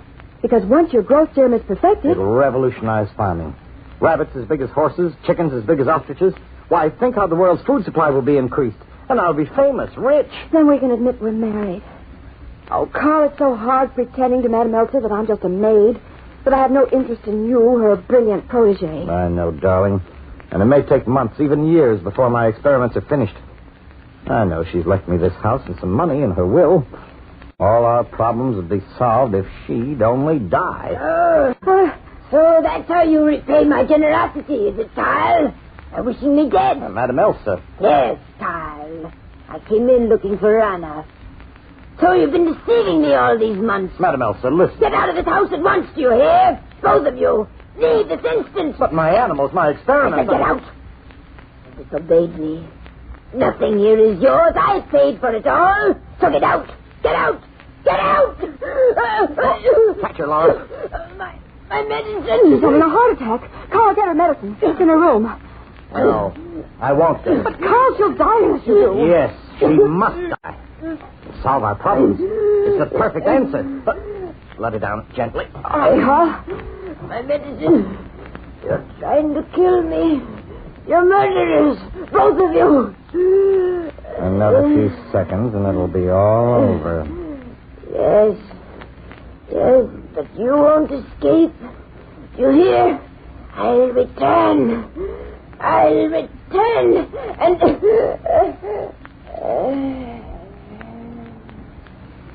Carl.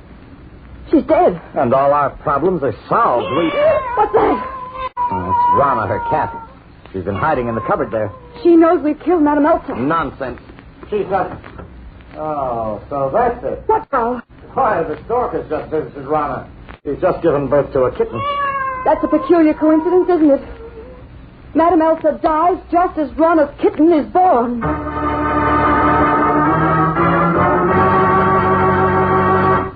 Our story will continue in a moment. At this part of the program, I generally have a little talk with Dr. Weird. But tonight, I'd like to speak with you men. 1944 is over. 45 is here. Even though the 6th War Loan Drive is ended, your first New Year's resolution should be to keep buying bonds. After that, one of the best resolutions for any man is to decide to improve his personal appearance. Many men are keeping that resolution by getting a new Adam hat. An Adam just naturally does something for a man, because its style is as up to the minute as 1 minute after New Year's. And quality, mister, there's no beating the quality in an Adam, with its genuine all-fur felt and careful workmanship. Step into one of the thousands of Adam hat stores all over the nation. Ask to see the famous Adam 5, handsomely styled in the smartest shades, expertly shaped to fit your head, and priced at only $5. The Adam 5 is truly a great hat value. Others priced from $3.45 to $10. But remember, no matter what the price, every Adam is right, this year or any year. Now, Dr. Weir. And now to complete my story, the tiger cat. Carl and Laura were completely exonerated of responsibility for Madame Elsa's death. And so he was able to continue his strange experiments unhampered, with Laura, his wife, assisting him. Oh, Carl, every serum so far has been a failure. The rabbits, the guinea pigs, they grow tremendously big and we think we've won. And suddenly they shrink back to their former size, as if to mock us. But we will succeed. We must. Of course, Carl. I guess I'm just a little tired. Oh, that kitten again. Why can't we get rid of it, Carl? It's always behind me, always yowling like that, as if it's trying to startle me. Well, now, Laura. Carl, Madame Elsa believed that when she died, her soul would go into the body of some animal just being born. And that kitten was born at the exact instant Madame Elsa died. Suppose her soul is reincarnated in it. Well, Laura, you mustn't be silly. Look at her eyes. They're the same peculiar green Madame Elsa's were. And her fur is the exact reddish-brown color of Madame Elsa's hair. It can't be a coincidence. Laura, you're being ridiculous. If we didn't have to take good care of Rana II by the terms of Madame Elsa's will, I'd use her in one of my experiments. But as we can't touch her, I'm going to get hold of another kitten, the same age, to experiment on. Then, by comparing Rana's weight with the other kittens, I'll know how much faster than normal my serum is making the other one grow. Carl, we must get rid of her. I have a feeling... Laura, my decision is final. Rana II must not be harmed.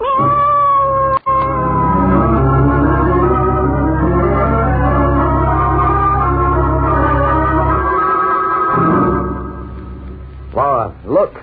It's only a month since I injected my serum into this kitten, and she's already twice as big as Rana. I'm going to call her Tigress. At the rate she's growing, she'll soon be one. Oh, it's wonderful, Carl, but can't we get rid of Rana now, please? For heaven's sake, Laura, are you still harping on Rana? Why, she's just a kitten, perfectly harmless. I tell you, she sits and watches me as if she hated me. As if she were just waiting for the right moment to be revenged on both of us. See, she knows we're talking about her. Laura, if your nerves don't improve soon, I'll have to send you to Bermuda for a rest. Oh, I'm sorry, Carl. I'll try not to be upset. Oh, that's better. I'm going to give Tigress here another injection. And I predict that in one more month, Tigress will be bigger than any house cat ever seen before on this earth.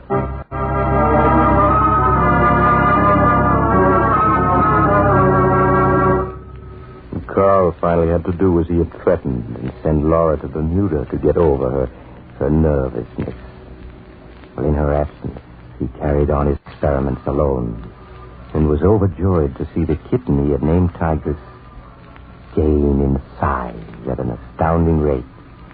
In fact, when Laura returned at the end of 3 months, Carl had an astonishing sight to show her. Now, Laura. Now, be prepared for a surprise when I turn on the light. Then you really succeeded at last, Carl. Succeeded? Look there. Carl, but that can't be Tigress. Oh, you're playing a joke on me. No, I'm not, Laura. In that special cage is the kitten we named Tigress only 4 months ago. Now she weighs 200 pounds and looks and sounds just as fierce as any wild tiger in the jungles of India. I can't believe it. Look, you see how small Rana looks standing there beside Tigress' cage? She's trying to get out. No, she's not. She's just playing with Rana. She and Rana have become great friends. Rana spends most of her time beside that cage. And I believe that they really talk together. Listen. Well, they are talking to each other. And Carl, look. Rana is pawing at the bolt that keeps the cage shut. So she's trying to open it. Oh, now, Laura, Rana's just playing the way a cat will. Why, I've seen her pawing at that bolt dozens of times. But suppose she did slide it back and the cage came open. Tigress could kill us both. I tell you, Rana's just playing. Carl, no. Rana is trying to slide that bolt back. Laura, am I going to have to send you away? No, she's done it. Rana's pushed the bolt back. Tigress' cage is unlocked. And Tigress is coming out. Quick, I have a revolver in the library. Come on.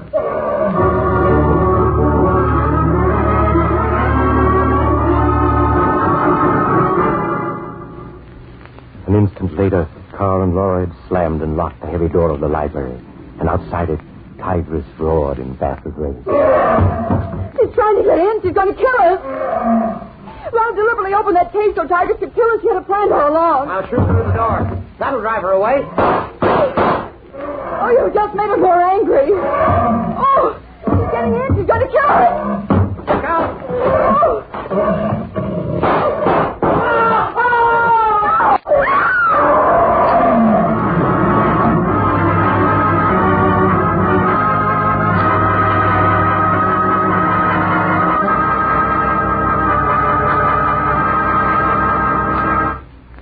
When Carl and Laura were found some hours later, they were quite dead, ripped to pieces by the strange tiger-like animal the police found in the room, killed by revolver bullets. In fact, the only living creature anywhere about was a reddish-brown kitten with green eyes, like Madame Elsa's. She was calmly sitting beside Carl's body and purring to herself. Have you been unkind to some cat lately? You better be careful. There's no telling... Oh, you're leaving? We'll drop in again soon. Just look for the house on the other side of the cemetery. The house of Dr. Weir.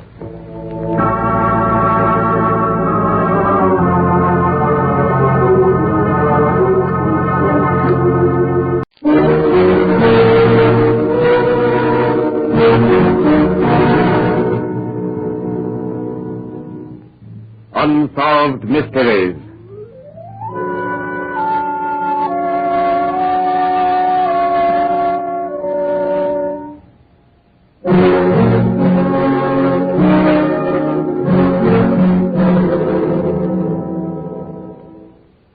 Tonight's Unsolved Mystery deals with the saving of life rather than the loss of it. It is one of these true happenings which account for the fact that sailors, no matter what nationality, are vastly more superstitious than landlubbers. And when one considers the extraordinary happening aboard the Lure Lane, who can be so bold as to blame them?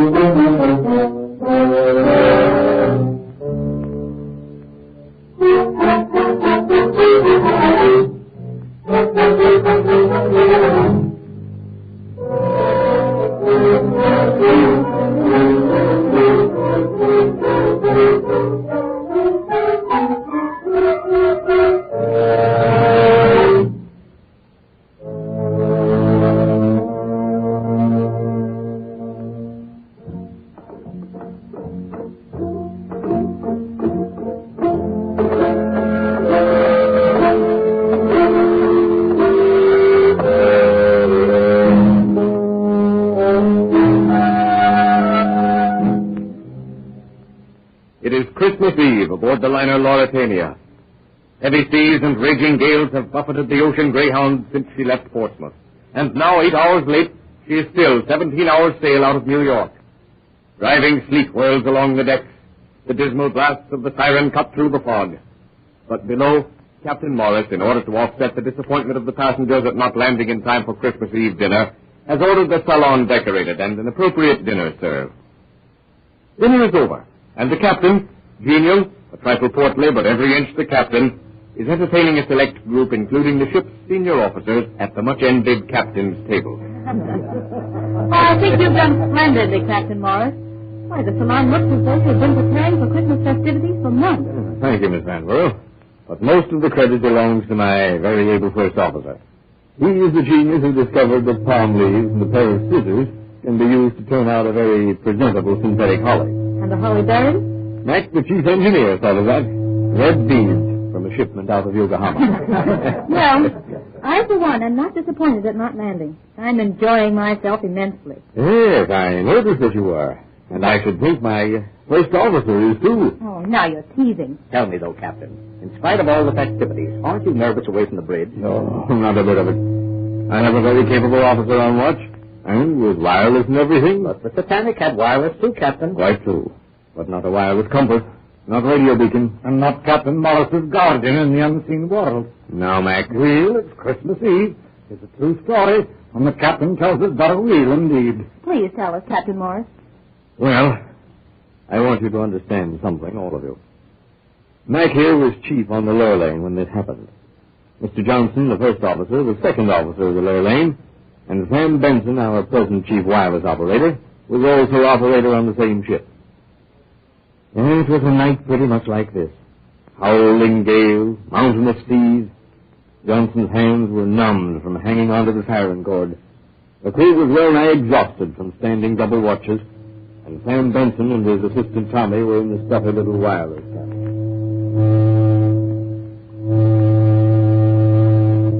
Oh, what a night this is. Yes, almost any minute I expect the wireless cabin to be blown clear off the deck. Maybe I'd better get out there and loosen that rat tail. That line will get so tight we'll have the antenna crashing down on the deck. I loosened it about an hour ago. It ought to be all right. The Aquitania. About 100 miles out of New York. How would you like to be the chief wireless aboard that floating talent? On a night like this, I feel a fellow's a fool to ship on any kind of a boat. Well, we're not as bad off as poor Mac down there in the engine room. Every time we roll, the water all but touches the fire bars. And I suppose the siren's using all his steam. The old man still on the bridge? Yeah. He hasn't left except for a cup of coffee for 2 days now. First mate's still up there, too. Yes, the boat's standing there hanging onto the rail and getting their faces cut to ribbons with that fleet. Why don't you take off the earphones and throw the set onto that new speaker I built? On a night like this, I'm afraid to. Anything might happen. Some poor devil will smash into an iceberg and we wouldn't be able to pick him up. You worry too much. That speaker will give you everything you can get on those old phones. Get a weak signal and try it. All right. See that? What did I tell you? A pretty nice job, all right. Sure, and your ears won't be ready to drop off from carrying those phones for 8 hours at a stretch. You better turn and get some sleep. Another day of this, and I won't be able to keep my eyes open, even if the blooming ship goes down. All right. See you in the morning if you're still around. Listen.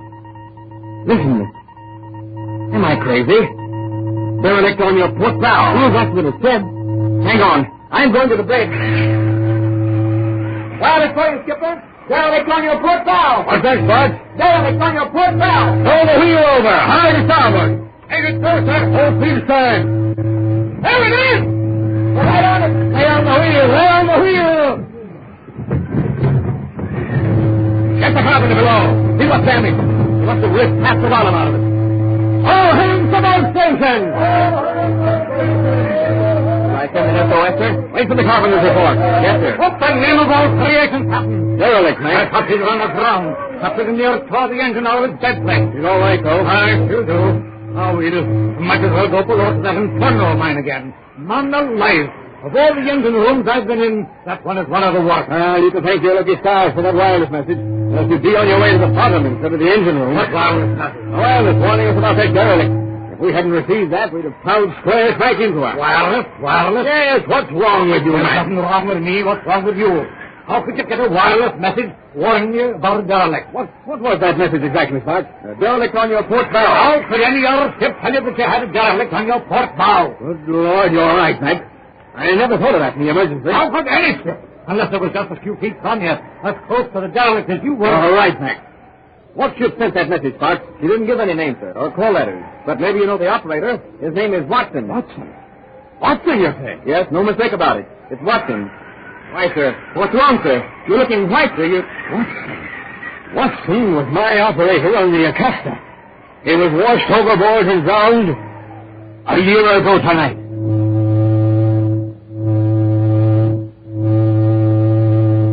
Why, I hardly know what to say. What to think. There are two of us, Miss Vanborough. I never have known what to think. Could your wireless operator not have been mistaken? One might, but not two. Remember, both of them read the message. And what if they were both mistaken? That does not do away with the fact that all of our lives were saved by the warning that we were bearing down on a derelict. There was no way in the world that any other ship could have known of the position of that derelict. And no other Watson could have sent that message? No, Miss Vanborough. No other Watson. Have you no explanation, Captain? Yes, I have an explanation. But whether or not it will satisfy you is another question. Well, any sort of explanation of an affair like that would be welcome. After you've heard from your sponsor, you will hear the captain's explanation of the wireless mystery.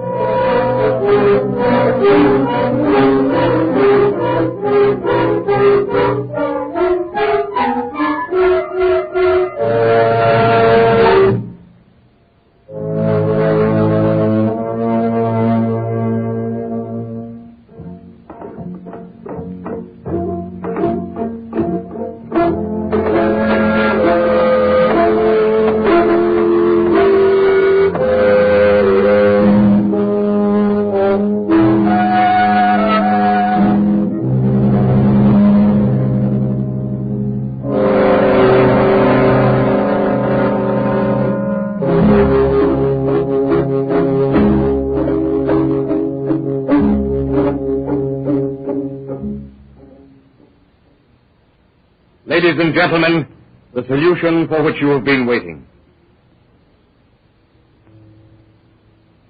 In attempting an explanation of a thing like this, you must make certain concessions. Such as, Captain? Well, that Watson, for instance, snatched away from life without warning, without any preparation for death, would, in his spirit form, find himself in a realm where he would find it hard to adjust himself.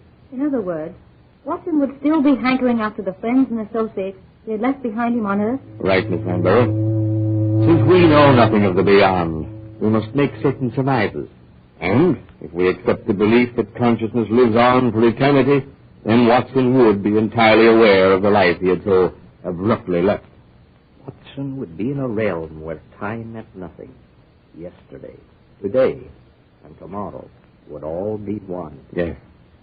And in that realm of timeless things, Watson would see that derelict bearing down on us, his friends. Who knows what agony of mind he went through, trying in desperation to reach some mind in sympathy with his, seeking some way to warn us of the danger impending. I've thought of it. Imagine that disembodied spirit, somewhere out there, moaning to itself in its anguished inability to warn us. I must warn them. I must. I've tried to get their minds in tune with mine. If only I could get Sparks' attention. That's an idea. To find a wireless operator, half asleep at the key. One who could tap out a warning. He'd never even know he'd done it. That's it. That's it.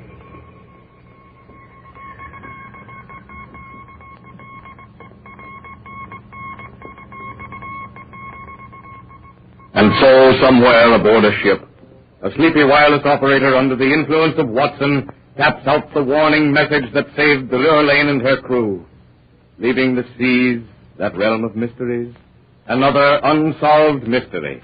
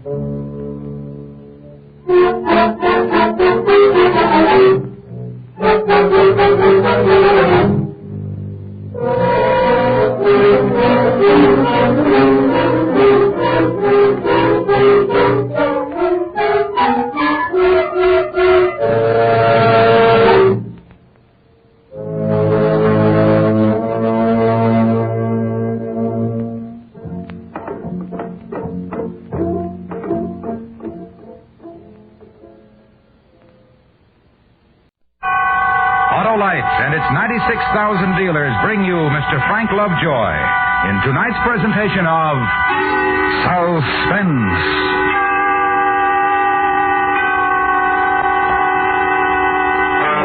Tonight, you will take a trip on a train, a journey exact in time and place, during which Autolite will recreate an historical puzzle by dramatizing with story and song the wreck of the old 97. Tonight's star, Mr. Frank Lovejoy.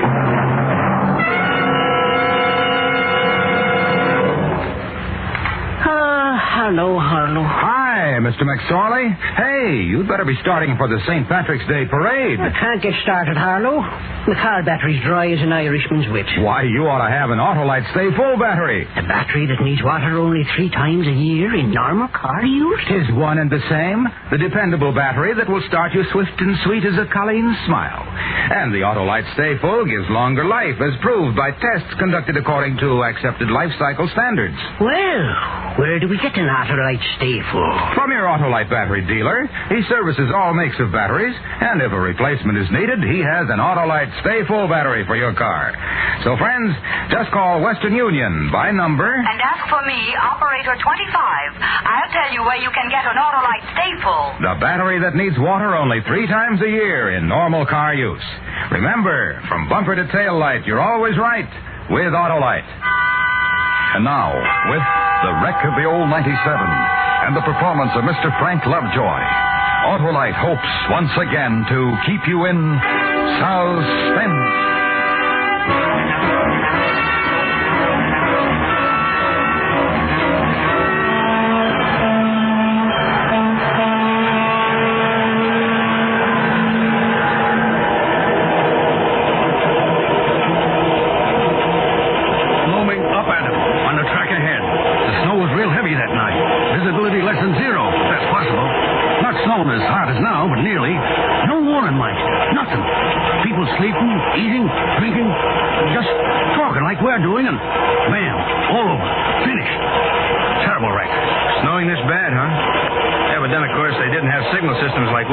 Safety measures like we have. Did they, Joe? No, I don't believe so. Of course, the worst wreck I ever heard of was told me by my dad when I was a kid. The fast mail was a train. The Southern Railway. The line, same as we're on now.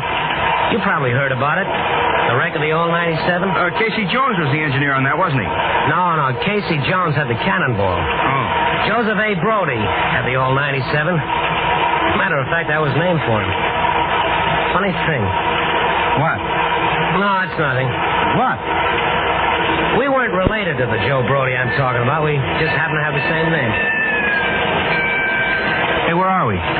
Well, it's almost 6:30. We're coming into Monroe. 15-minute stopover to change crews. Then Lynchburg and Danville. Arrived Danville at 8:25. All 97 never made it. What did you start to say before? Funny thing what? Oh, yeah. A story my dad used to tell about the 97. Carried a crew of 3. Was wrecked, as you know. They found 5 bodies in the wreckage. What? Yeah, found 2 more bodies in the wreck than was supposed to be on the train. Well, how'd that happen? A funny story. Strange, huh? Yeah? Well, tell us. Okay. I told you I was named for the engineer on the old 97, didn't I, Joe Brody? Well, this is where he picked up the train, right here in Monroe, Virginia. Although it used to go all the way to Spencer. Train started further north from Washington Station. The day I'm talking about was a Sunday, September 27th, 1903. And here's what happened. On a cold, frosty morning in the month of September, when the clouds were hanging low, 97 pulled out from the Washington Station like an arrow shot from a bow.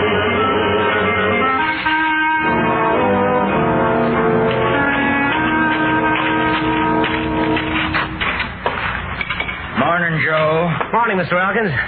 Seems we got a little trouble up the line. What's the matter? She ain't running on time. How late is she? 40 minutes at Rapidan. Well, that's bad. Joe, it's terrible. Old 97's never run a minute late since she went into service. Don't you worry, Mr. Elkins. She won't be late on our division. I'll get into Danville on time.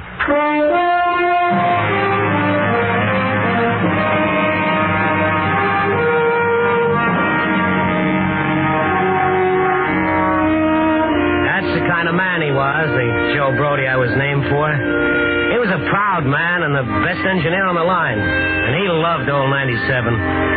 It was Joe who'd driven her down from the World's Fair at Chicago when she was on exhibit as the newest, most powerful engine in the world. And it was Joe who'd driven her over the Blue Ridge Mountains from Monroe to Danville ever since. The old 97 was Joe's baby. And in Danville that morning, his wife was expecting a real baby. A better than usual reason for getting to Danville that day. There was another man on that train who wanted real bad to get to Danville on time. Big Tom Cheater, the fireman.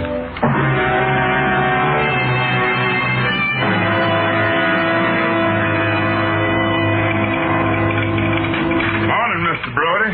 Morning, Mr. Elkins. Morning, John. Morning, Tom. I hear she's late. 40 minutes at Rapidan. Today, my mammy and pappy's been married 50 years. Their golden anniversary. I figured to get in on time today. We will, Tom. Whole family's going to meet me at the station. Big greeting for the youngest child. Fireman for Mr. Brody. We'll get there in time if you keep that fire going this morning. I will, Mr. Brody. Oh, here, Joe. I'll get your orders ready.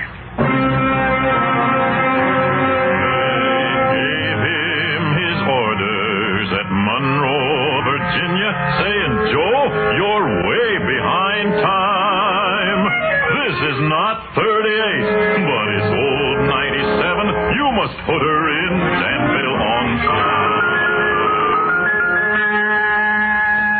So there they were, the engineer and the fireman, each one with a special reason for wanting to get to Danville on time. And there was the third member of the crew, old Mr. Clovis, the clerk in the mail car. He had his reason, too. Oh, morning, Mr. Clovis. Morning, Mr. Elkins. Morning, Joe. Morning, Mr. Clovis. How's she running? Late. Late, huh? Too bad. She had to be late, especially today, Mr. Clovis. Oh, say, I'd forgotten. You were retiring today, aren't you, sir? Yes, this is my last run. Well, I'll try to make up the time for you, Mr. Clovis. Can't end 30 years of railroading behind schedule. I don't care so much myself, but I believe some of the gentlemen from the division office were going to meet the train in Danville. I believe there was to be a ceremony. I know dang well there is. They're going to give you the prettiest gold hunting case watch in the Blue Ridge Mountains, all engraved. I saw it myself last week. Well, that's very nice, but quite unnecessary. How's it feel to retire, Mr. Clovis? It feels fine, Joe. I'll step down to the platform, and from that moment I'll have nothing to do but die. Well, you can live, can't you, Mr. Clovis? Then for what? This is my life. What time is it? Hey, Mr. Elkins, did you hear the news? Oh, what news? Them two fellas that had up the jailhouse, them two held up the bank over in Amherst and killed the teller. Well, what about them? They broke out. When? Less than an hour ago. And split the turnkey's skull open, walked out of the jailhouse big as you please. The sheriff's getting a posse together. Oh, what for? The figures are headed for the hills. Go and track them down with hounds. If they're headed for the hills, they're crazy. Why, Mr. Brody? Well, if I was trying to make a break for it, I wouldn't take any chances being tracked by bloodhounds. What would you do, Joe? I'd head for the railway, hop the first train that came through.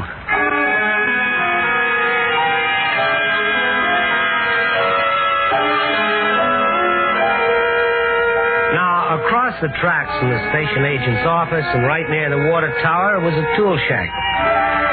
And at that very moment we were talking about, these two killers were hiding there. Or at least that's the way I was told the story.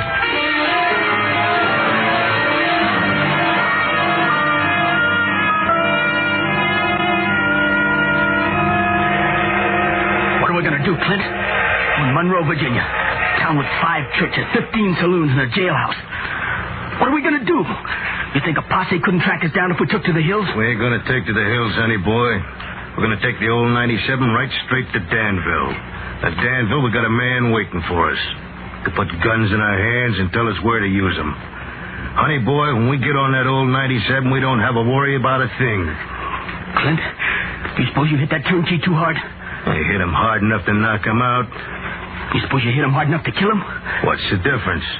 We killed a man yesterday. We might as well kill another one today. We didn't kill that teller, Clint. You did. Listen, honey boy. Makes no difference who pulled the trigger. Understand me? No difference. Sure, Clint, sure. Here she comes. Come on, let's get out of here and wait for her. They'll see us, Clint. Nobody's gonna see us. They're all watching the train.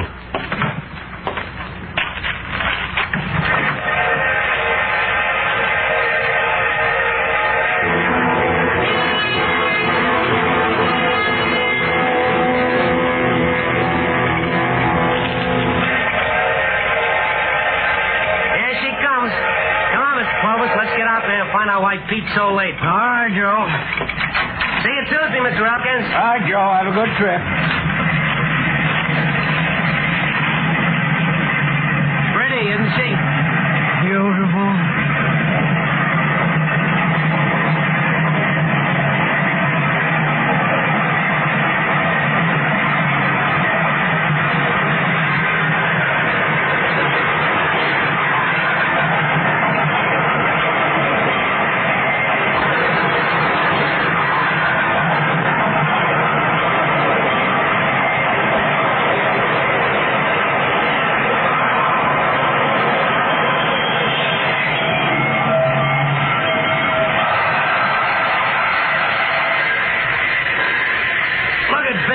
on, Pete, in more hurry than I am, if that's possible. Get to Danville and be presented with a gold watch. What? Here comes Pete. Wait, hey, Pete. Hi, Joe. Mr. Clovis? Hello, Pete. What's the delay? Washout south of Rapidan. A section gang made up completely of numbskulls. Wouldn't let you through? No. Section boss was afraid the ballast wouldn't hold. Why, he'd had 6 hours to repair the track before we come along. Dang fool. They come that way sometimes. Sorry to hand her over to you like this, Joe. Don't see how you can make up the time. I'll do my best, Pete, and still keep her on the rails. Joe! Hey, Joe! Yeah, Mr. Elkins? Message for you from the station master at Danville. Yeah. Excuse me, Pete. What's it say, Mr. Elkins? It says, tell Joe Brody he'd better get 97 into Danville ahead of schedule if he wants to be here to meet the stork who is coming in on time. Dr. Glendenning is on his way out to Mrs. Brody now. Well, congratulations, Joe. It's happening and I'm not there. I promised Leland no matter what, I'd be there. Well, you can't help it, Joe. Well, anyway, sometimes these things take more time than you'd think. You'll probably get there on time. Not probably, Mr. Elkins. I will get there on time. Come on, Mr. Clovis, let's roll. All righty, Joe. You set, Big Tom? Set, Mr. Brody. Come on, then, let's go. All right, Joe. Got the time? 11:45. We're an hour late. Excuse me. Come on, let's go. Wait. Let it get started. No one's paying attention to us.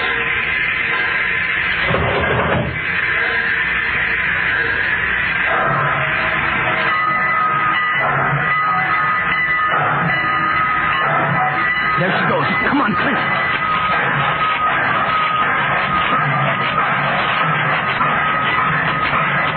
Come on. Give me a hand. There. Grab the run. Got it.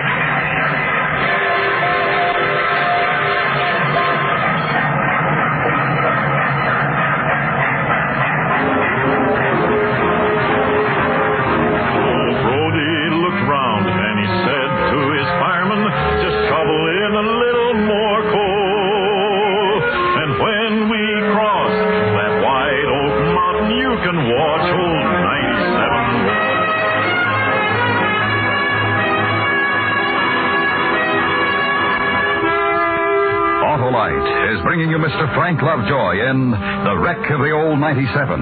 Tonight's production in radio's outstanding theater of thrills, Suspense.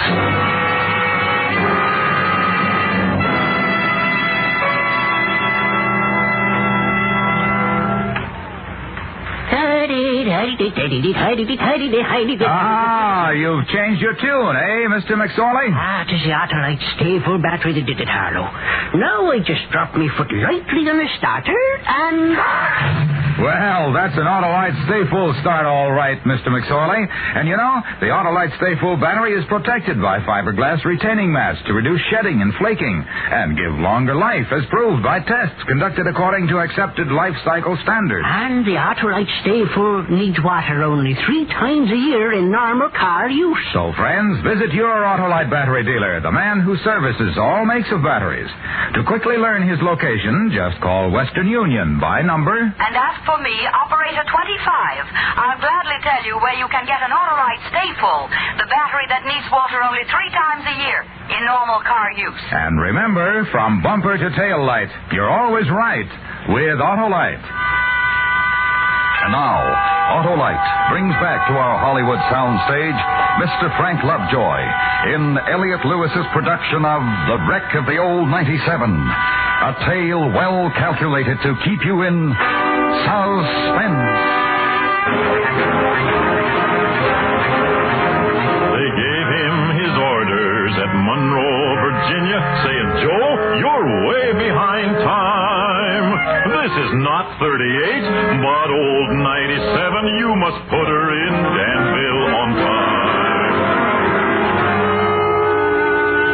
Well, there they were. 5 men on old 97 when she pulled out of Monroe. The engineer and the fireman and the mail car clerk who were supposed to be there, and the 2 escaped killers who didn't appear on the manifest. And each and every one of them with an urgent need to make up that lost time.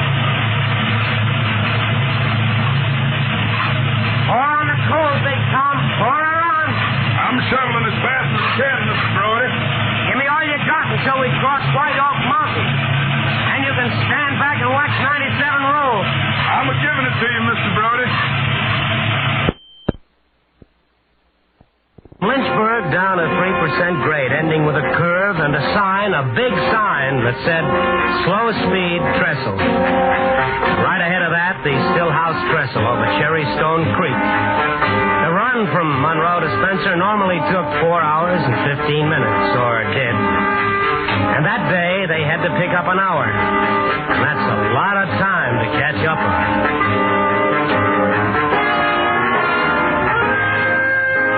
So Brody turned to his old fireman, said, shovel on more coal. For when we hit that old white mountain, you can see old 97 roll.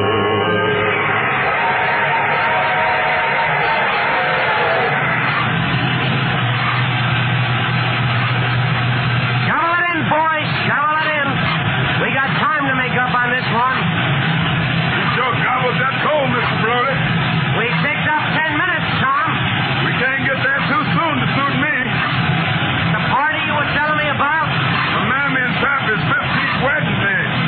Give them my congratulations. Thank you, Mr. Brody. And they'll all be down at the station. You can tell them yourself. I won't have time, Tom. I'm having a baby. Huh? Well, my wife is. Well, congratulations to you, Mr. Brody. Thanks, Tom. Pour her on there, boy. The gauge is dropping. Yes, sir, Mr. Brody. Yes, sir.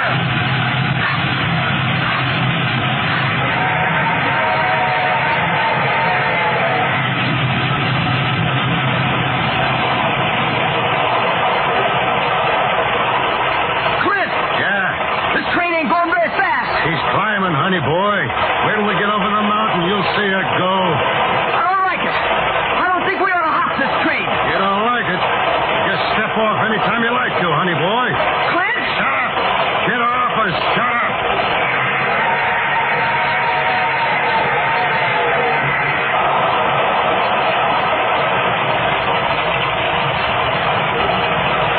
Joe Brody will get me into Danville in time for the exercises. 30 years today. It's a long time. Almost all of the time there is.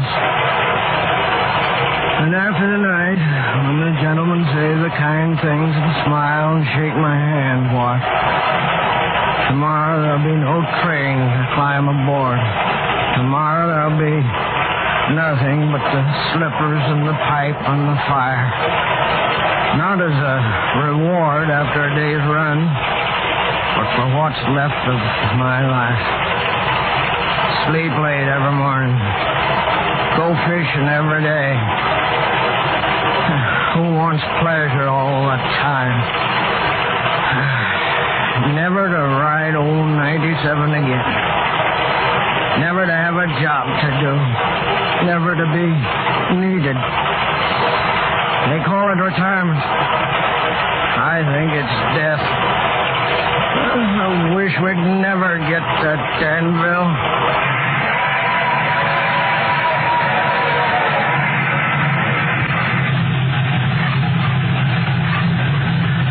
Made up 20 minutes so far, Tom. So, I knew you would. This is one great engine, Tom. Look at that. 85 miles an hour and she isn't half out. You going through Lynchburg this fast? I'll slow her. I don't want to scare the folks. You'll spoil all the milk for 5 miles around town. You barrel through here at 85. We'll slow her to 70 then, huh, Tom? Yes, I guess that'll be real considered, Mr. Brody. A long, tough road from Lynchburg to Danville, and it's down a 3-mile grade. It was down that grade that he lost his air brakes. You can see what a jump he made. Now, I want to point out a few things to you. Joseph A. J. Brody was the best engineer on the line. He knew that road like his own hand. The fast mail, old 97, was a cracked train, not old at all. In perfect condition, carefully checked always, mechanically perfect in every way. Yet, it had a wreck. And here's why my dad's story makes some sense. Here's what must have happened. Now remember, the two killers were hanging on right behind the locomotive.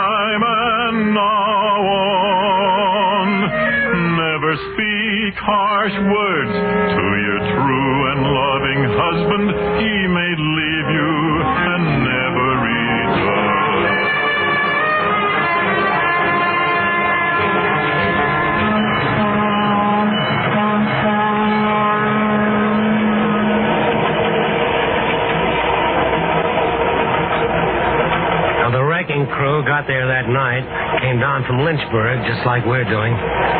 They found the old 97, her nose buried in the mud bank. None of them got there to Danville. You know, I often wondered about the station that night. Strange group of people waiting. The committee from the railroad with Mr. Clovis Goldwatch, Big Tom's family to greet their youngest son. And the carriage waiting to take Joe Brody to the hospital to see his new baby, which I understand was a little girl. And maybe, off in a corner, a few men with guns waiting for the killers. And that's what happened, huh? Well, that's what my dad used to tell me. What time is it? It's 8:20. We'll have breakfast in Danville. Oh, there you are. See, down there? That's Cherrystone Creek. See that old mud bank? That's where Joe Brody wrecked the old 97. Cool, frosty morning in the month of September.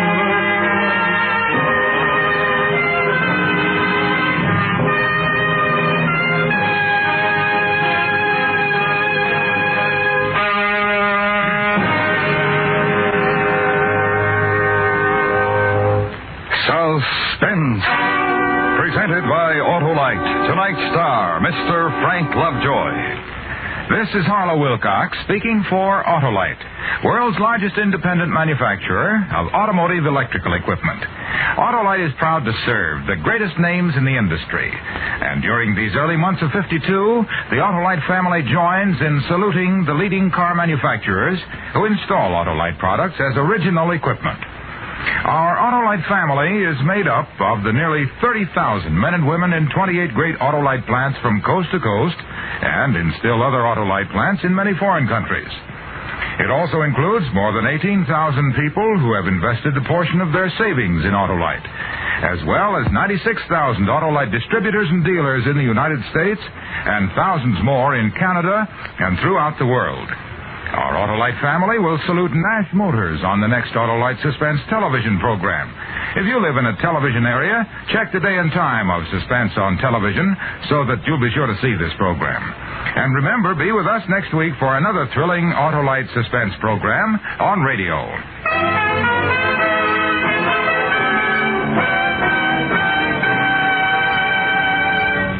Next week, a murder is committed efficiently and safely. And then our star, Mr. Robert Young, finds there was a witness to the murder.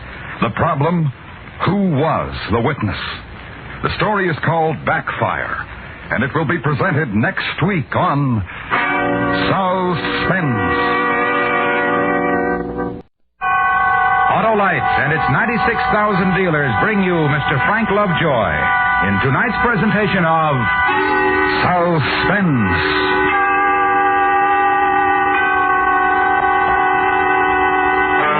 Tonight, you will take a trip on a train, a journey exact in time and place, during which Autolite will recreate an historical puzzle by dramatizing with story and song the wreck of the old 97. Tonight's star, Mr. Frank Lovejoy.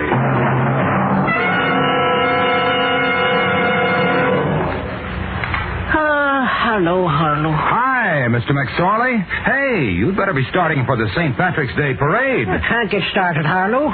The car battery's dry as an Irishman's wit. Why, you ought to have an Autolite Stay Full battery. A battery that needs water only 3 times a year in normal car use? 'Tis one and the same. The dependable battery that will start you swift and sweet as a Colleen's smile. And the Autolite Stay Full gives longer life, as proved by tests conducted according to accepted life cycle standards. Well, where do we get an Autolite Stay Full? From your Autolite battery dealer. He services all makes of batteries, and if a replacement is needed, he has an Autolite Stay Full battery for your car. So, friends, just call Western Union by number and ask for me, Operator 25. I'll tell you where you can get an Autolite Stay Full. The battery that needs water only 3 times a year in normal car use. Remember, from bumper to tail light, you're always right with Autolite. And now, with the wreck of the old 97 and the performance of Mr. Frank Lovejoy, Autolite hopes once again to keep you in suspense.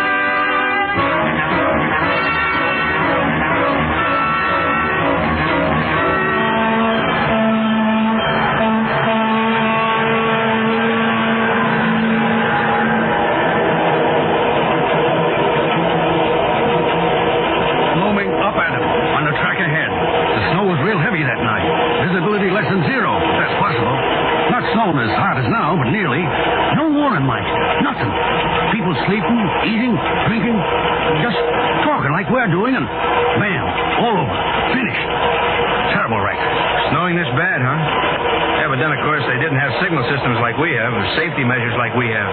Did they, Joe? No, I don't believe so. Of course, the worst wreck I ever heard of was told me by my dad when I was a kid. The fast mail was a train. The Southern Railway. The line, same as we're on now. You probably heard about it. The wreck of the old 97. Casey Jones was the engineer on that, wasn't he? No. Casey Jones had the cannonball. Oh. Joseph A. Brody had the old 97. Matter of fact, I was named for him. Funny thing. What? No, it's nothing. What? We weren't related to the Joe Brody I'm talking about. We just happen to have the same name. Hey, where are we? Well, it's almost 6:30. We're coming into Monroe. 15-minute stopover to change crews. Then Lynchburg and Danville. Arrived Danville at 8:25. Old 97 never made it. What did you start to say before? Funny thing what? Oh, yeah. The story my dad used to tell about the 97. Carried a crew of 3. Was wrecked, as you know. They found 5 bodies in the wreckage. What? Yeah, found 2 more bodies in the wreck than was supposed to be on the train. Well, how'd that happen? A funny story. Strange, huh? Yeah? Well, tell us. Okay. I told you I was named for the engineer on the old 97, didn't I, Joe Brody? Well, this is where he picked up the train, right here in Monroe, Virginia. Although it used to go all the way to Spencer. Train started further north from Washington Station.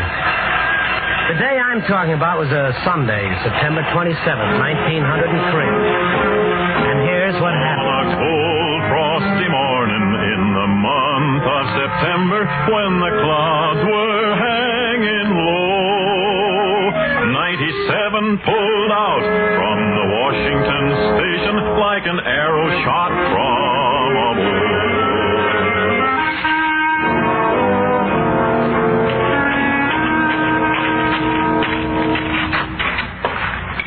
Morning, Joe. Morning, Mr. Elkins. Seems we got a little trouble up the line. What's the matter? She ain't running on time. How late is she? 40 minutes at Rapidan. Well, that's bad. Joe, it's terrible. Old 97's never run a minute late since she went into service. Don't you worry, Mr. Elkins. She won't be late on our division. I'll get into Danville on time.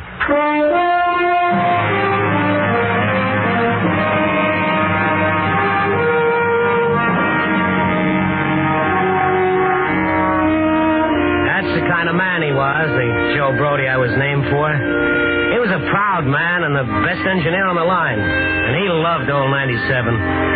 It was Joe who'd driven her down from the World's Fair at Chicago when she was on exhibit as the newest, most powerful engine in the world. And it was Joe who'd driven her over the Blue Ridge Mountains from Monroe to Danville ever since. The old 97 was Joe's baby. And in Danville that morning, his wife was expecting a real baby. A better than usual reason for getting to Danville that day. There was another man on that train who wanted real bad to get to Danville on time. Big Tom Cheater, the fireman.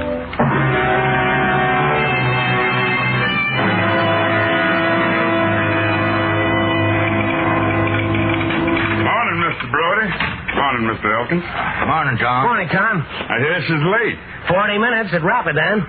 Well, today, my mammy and papa's been married 50 years. Their golden anniversary. I figured to get in on time today. We will, Tom. Whole family's gonna meet me at the station. Big greeting for the youngest child. Fireman for Mr. Brody. We'll get there in time if you keep that fire going this morning. I will, Mr. Brody. Oh, here, Joe. I'll get your orders ready.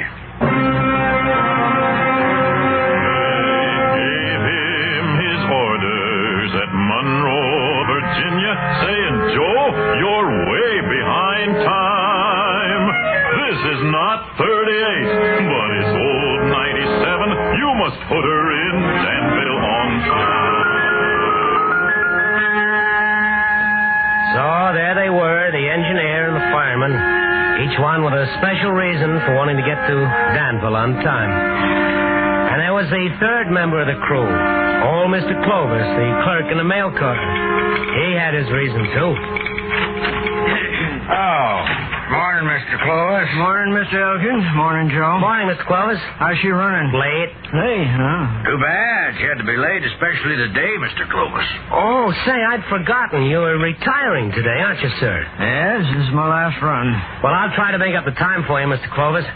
Can't end 30 years of railroading behind schedule. I don't care so much myself, but I believe some of the gentlemen from the division office were going to meet the train in Danville. I believe there was to be a ceremony. I know dang well there is. They're going to give you the prettiest gold hunting case watch in the Blue Ridge Mountains, all engraved. I saw it myself last week. Well, that's very nice, but quite unnecessary. How's it feel to retire, Mr. Clovis? It feels fine, Joe. I'll step down to the platform, and from that moment I'll have nothing to do but die. Well, you can live, can't you, Mr. Clovis? Then for what? This is my life. What time is it? Hey, Miss Circus, did you hear the news? Oh, what news? Them two fellas that had up the jailhouse, them two held up the bank over in Amherst and killed the teller. Well, what about them? They broke out. When? Less than an hour ago. And split the turnkey's skull open, walked out of the jailhouse big as you please. The sheriff's getting a posse together. Well, what for? The figures are headed for the hills. Go and track them down with hounds. If they're headed for the hills, they're crazy. Why, Mr. Brody? Well, if I was trying to make a break for it, I wouldn't take any chances being tracked by bloodhounds. What would you do, Joe? I'd head for the railway, hop the first train that came through.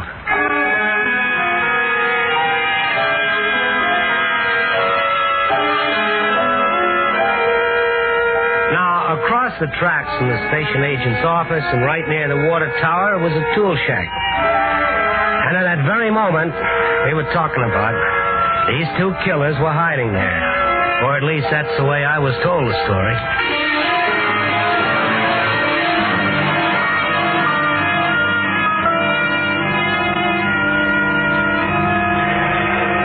What are we going to do, Clint? In Monroe, Virginia. Town with 5 churches, 15 saloons, and a jailhouse. What are we going to do? You think a posse couldn't track us down if we took to the hills? We ain't going to take to the hills, honey boy. We're going to take the old 97 right straight to Danville. At Danville, we got a man waiting for us. To put guns in our hands and tell us where to use them. Honey boy, when we get on that old 97, we don't have a worry about a thing. Clint, you suppose you hit that turnkey too hard? I hit him hard enough to knock him out. You suppose you hit him hard enough to kill him? What's the difference?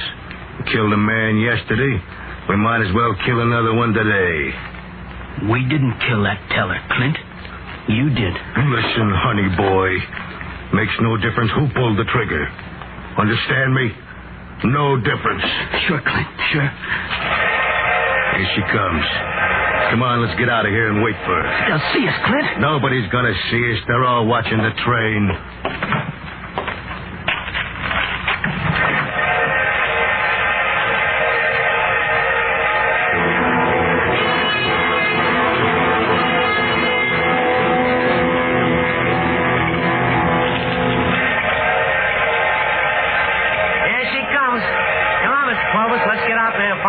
Pete's so late. All right, Joe. See you Tuesday, Mr. Hopkins. All right, Joe. Have a good trip. Pretty, isn't she? Beautiful.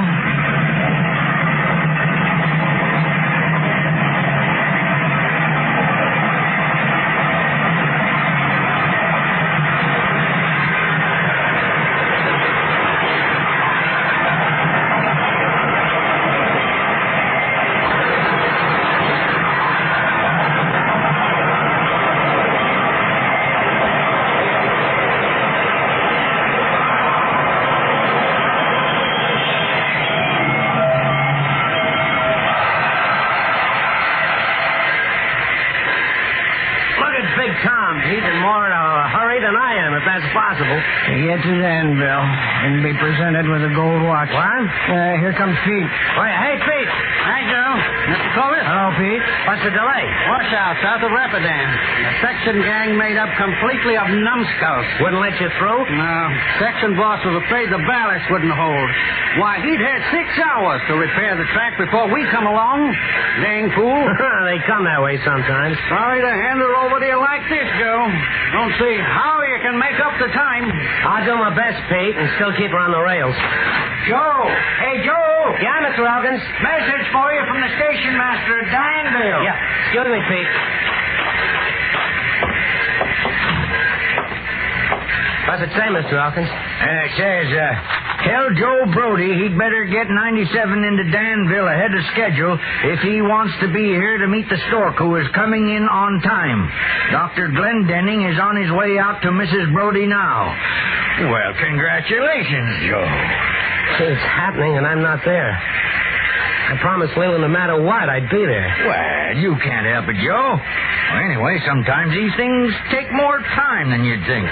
You'll probably get there on time. Not probably, Mr. Elkins. I will get there on time. Come on, Mr. Clovis, let's roll. All righty, Joe. You set, Big Tom? Set, Mr. Brody. Come on, then, let's go. All right, Joe. Got the time? 11:45. We're an hour late. Excuse me. Come on, let's go. Wait.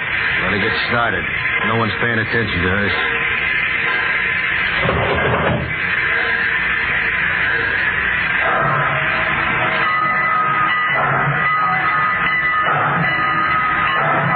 There she goes. Come on, Clint.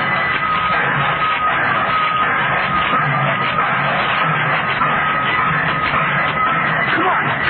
Give me a hand. There. Grab the rungs. Got it.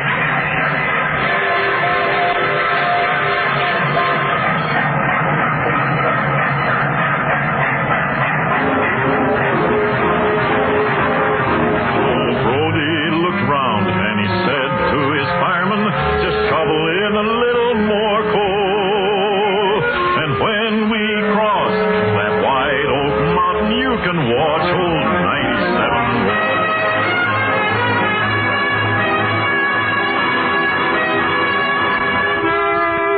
Autolite is bringing you Mr. Frank Lovejoy in The Wreck of the Old 97. Tonight's production in radio's outstanding theater of thrills, Suspense.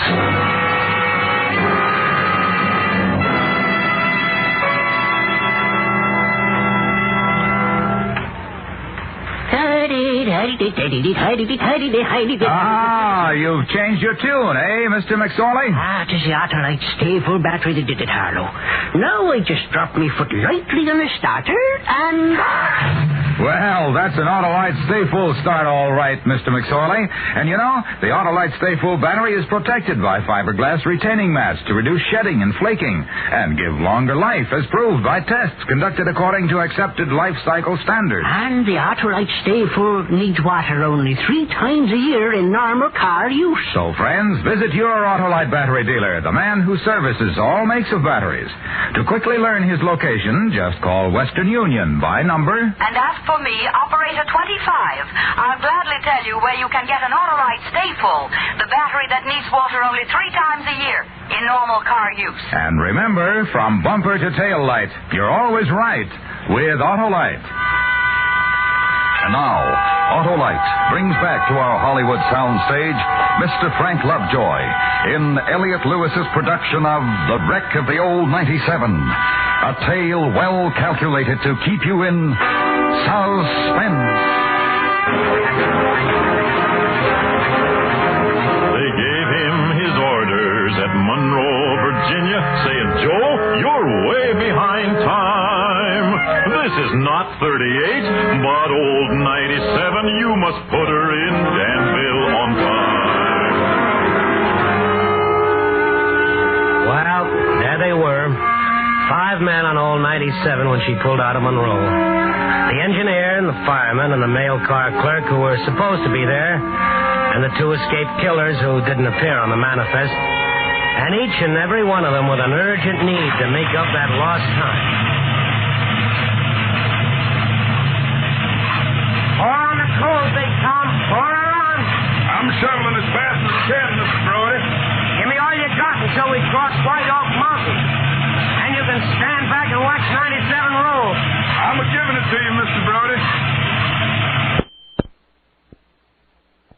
Lynchburg down a 3% grade, ending with a curve and a sign, a big sign that said, slow speed trestle. Right ahead of that, the Stillhouse Trestle over Cherry Stone Creek. The run from Monroe to Spencer normally took 4 hours and 15 minutes, or did. And that day, they had to pick up an hour. And that's a lot of time to catch up on.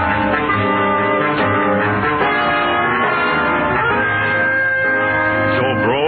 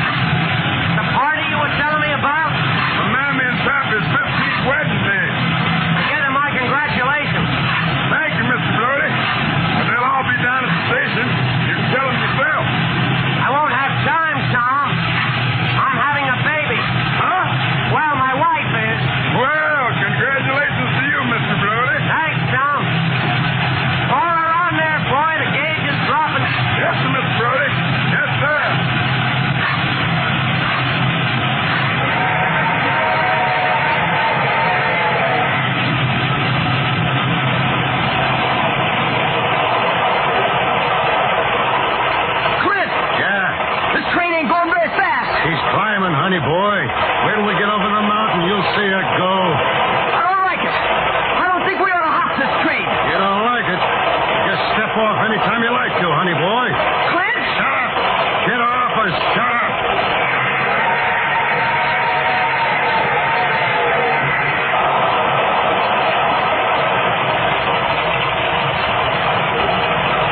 Joe Brody will get me into Danville in time for the exercises. 30 years today. It's a long time. Almost all of the time there is. And after the night, when the gentlemen say the kind things and smile and shake my hand, what? Tomorrow there'll be no train to climb aboard. Tomorrow there'll be nothing but the slippers and the pipe and the fire. Not as a reward after a day's run, but for what's left of my life.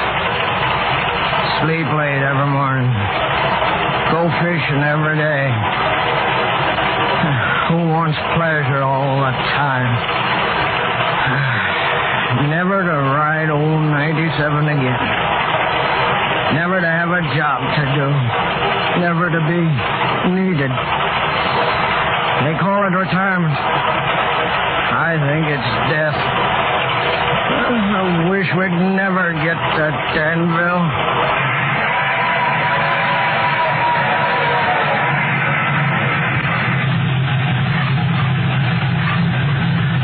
Made up 20 minutes so far, Tom. So, I knew you would. This is one great engine, Tom. Look at that.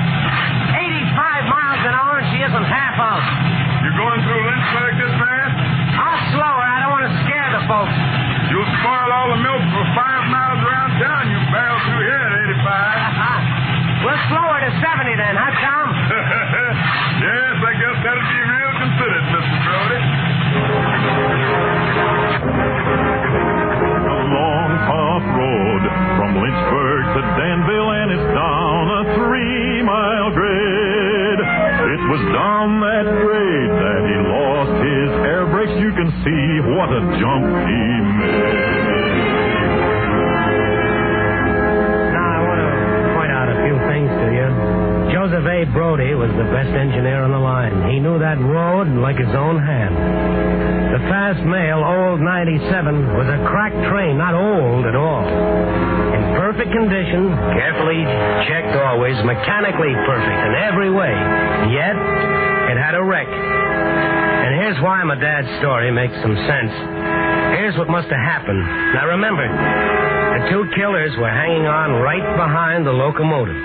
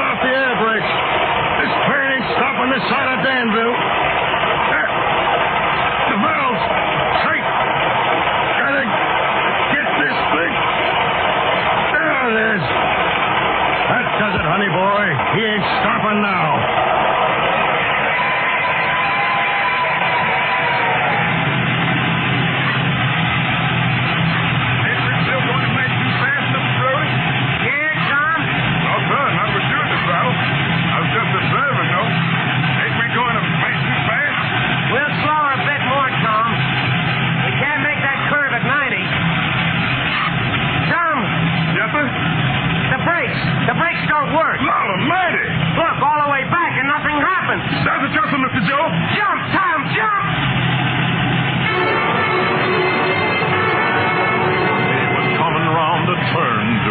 miles an hour when his whistle began to scream. He was found in the wreck with his hand on the throttle. He was scalded to death by the steam.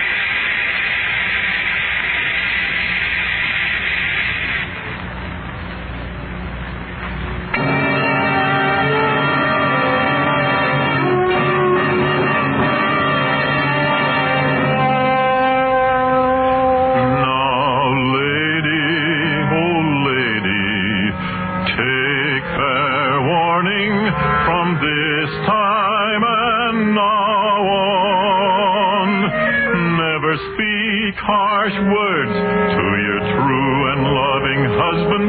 He may leave you and never return.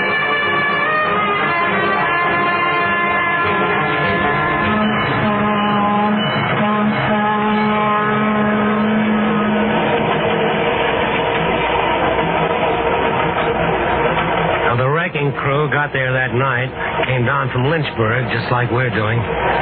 They found the old 97, her nose buried in the mud bank. None of them got there to Danville. You know, I often wondered about the station that night. Strange group of people waiting. The committee from the railroad with Mr.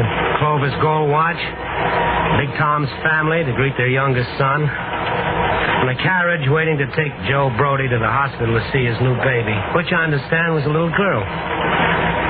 And maybe, off in a corner, a few men with guns waiting for the killers. And that's what happened, huh? Well, that's what my dad used to tell me. What time is it? It's 8:20. We'll have breakfast in Danville. Oh, there you are. See, down there? That's Cherrystone Creek. See that old mud bank? That's where Joe Brody wrecked the old 97. Cool, frosty morning in the month of September.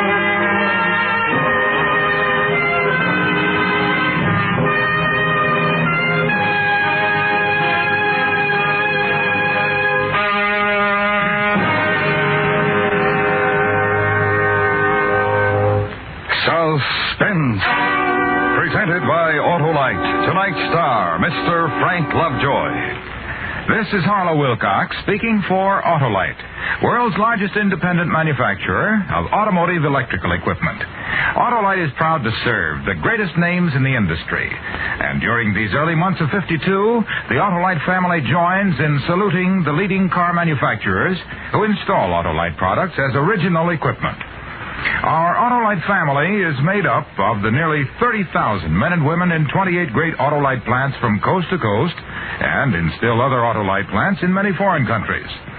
It also includes more than 18,000 people who have invested a portion of their savings in Autolite, as well as 96,000 Autolite distributors and dealers in the United States and thousands more in Canada and throughout the world. Our Autolite family will salute Nash Motors on the next Autolite Suspense television program. If you live in a television area, check the day and time of Suspense on television so that you'll be sure to see this program. And remember, be with us next week for another thrilling Autolite Suspense program on radio.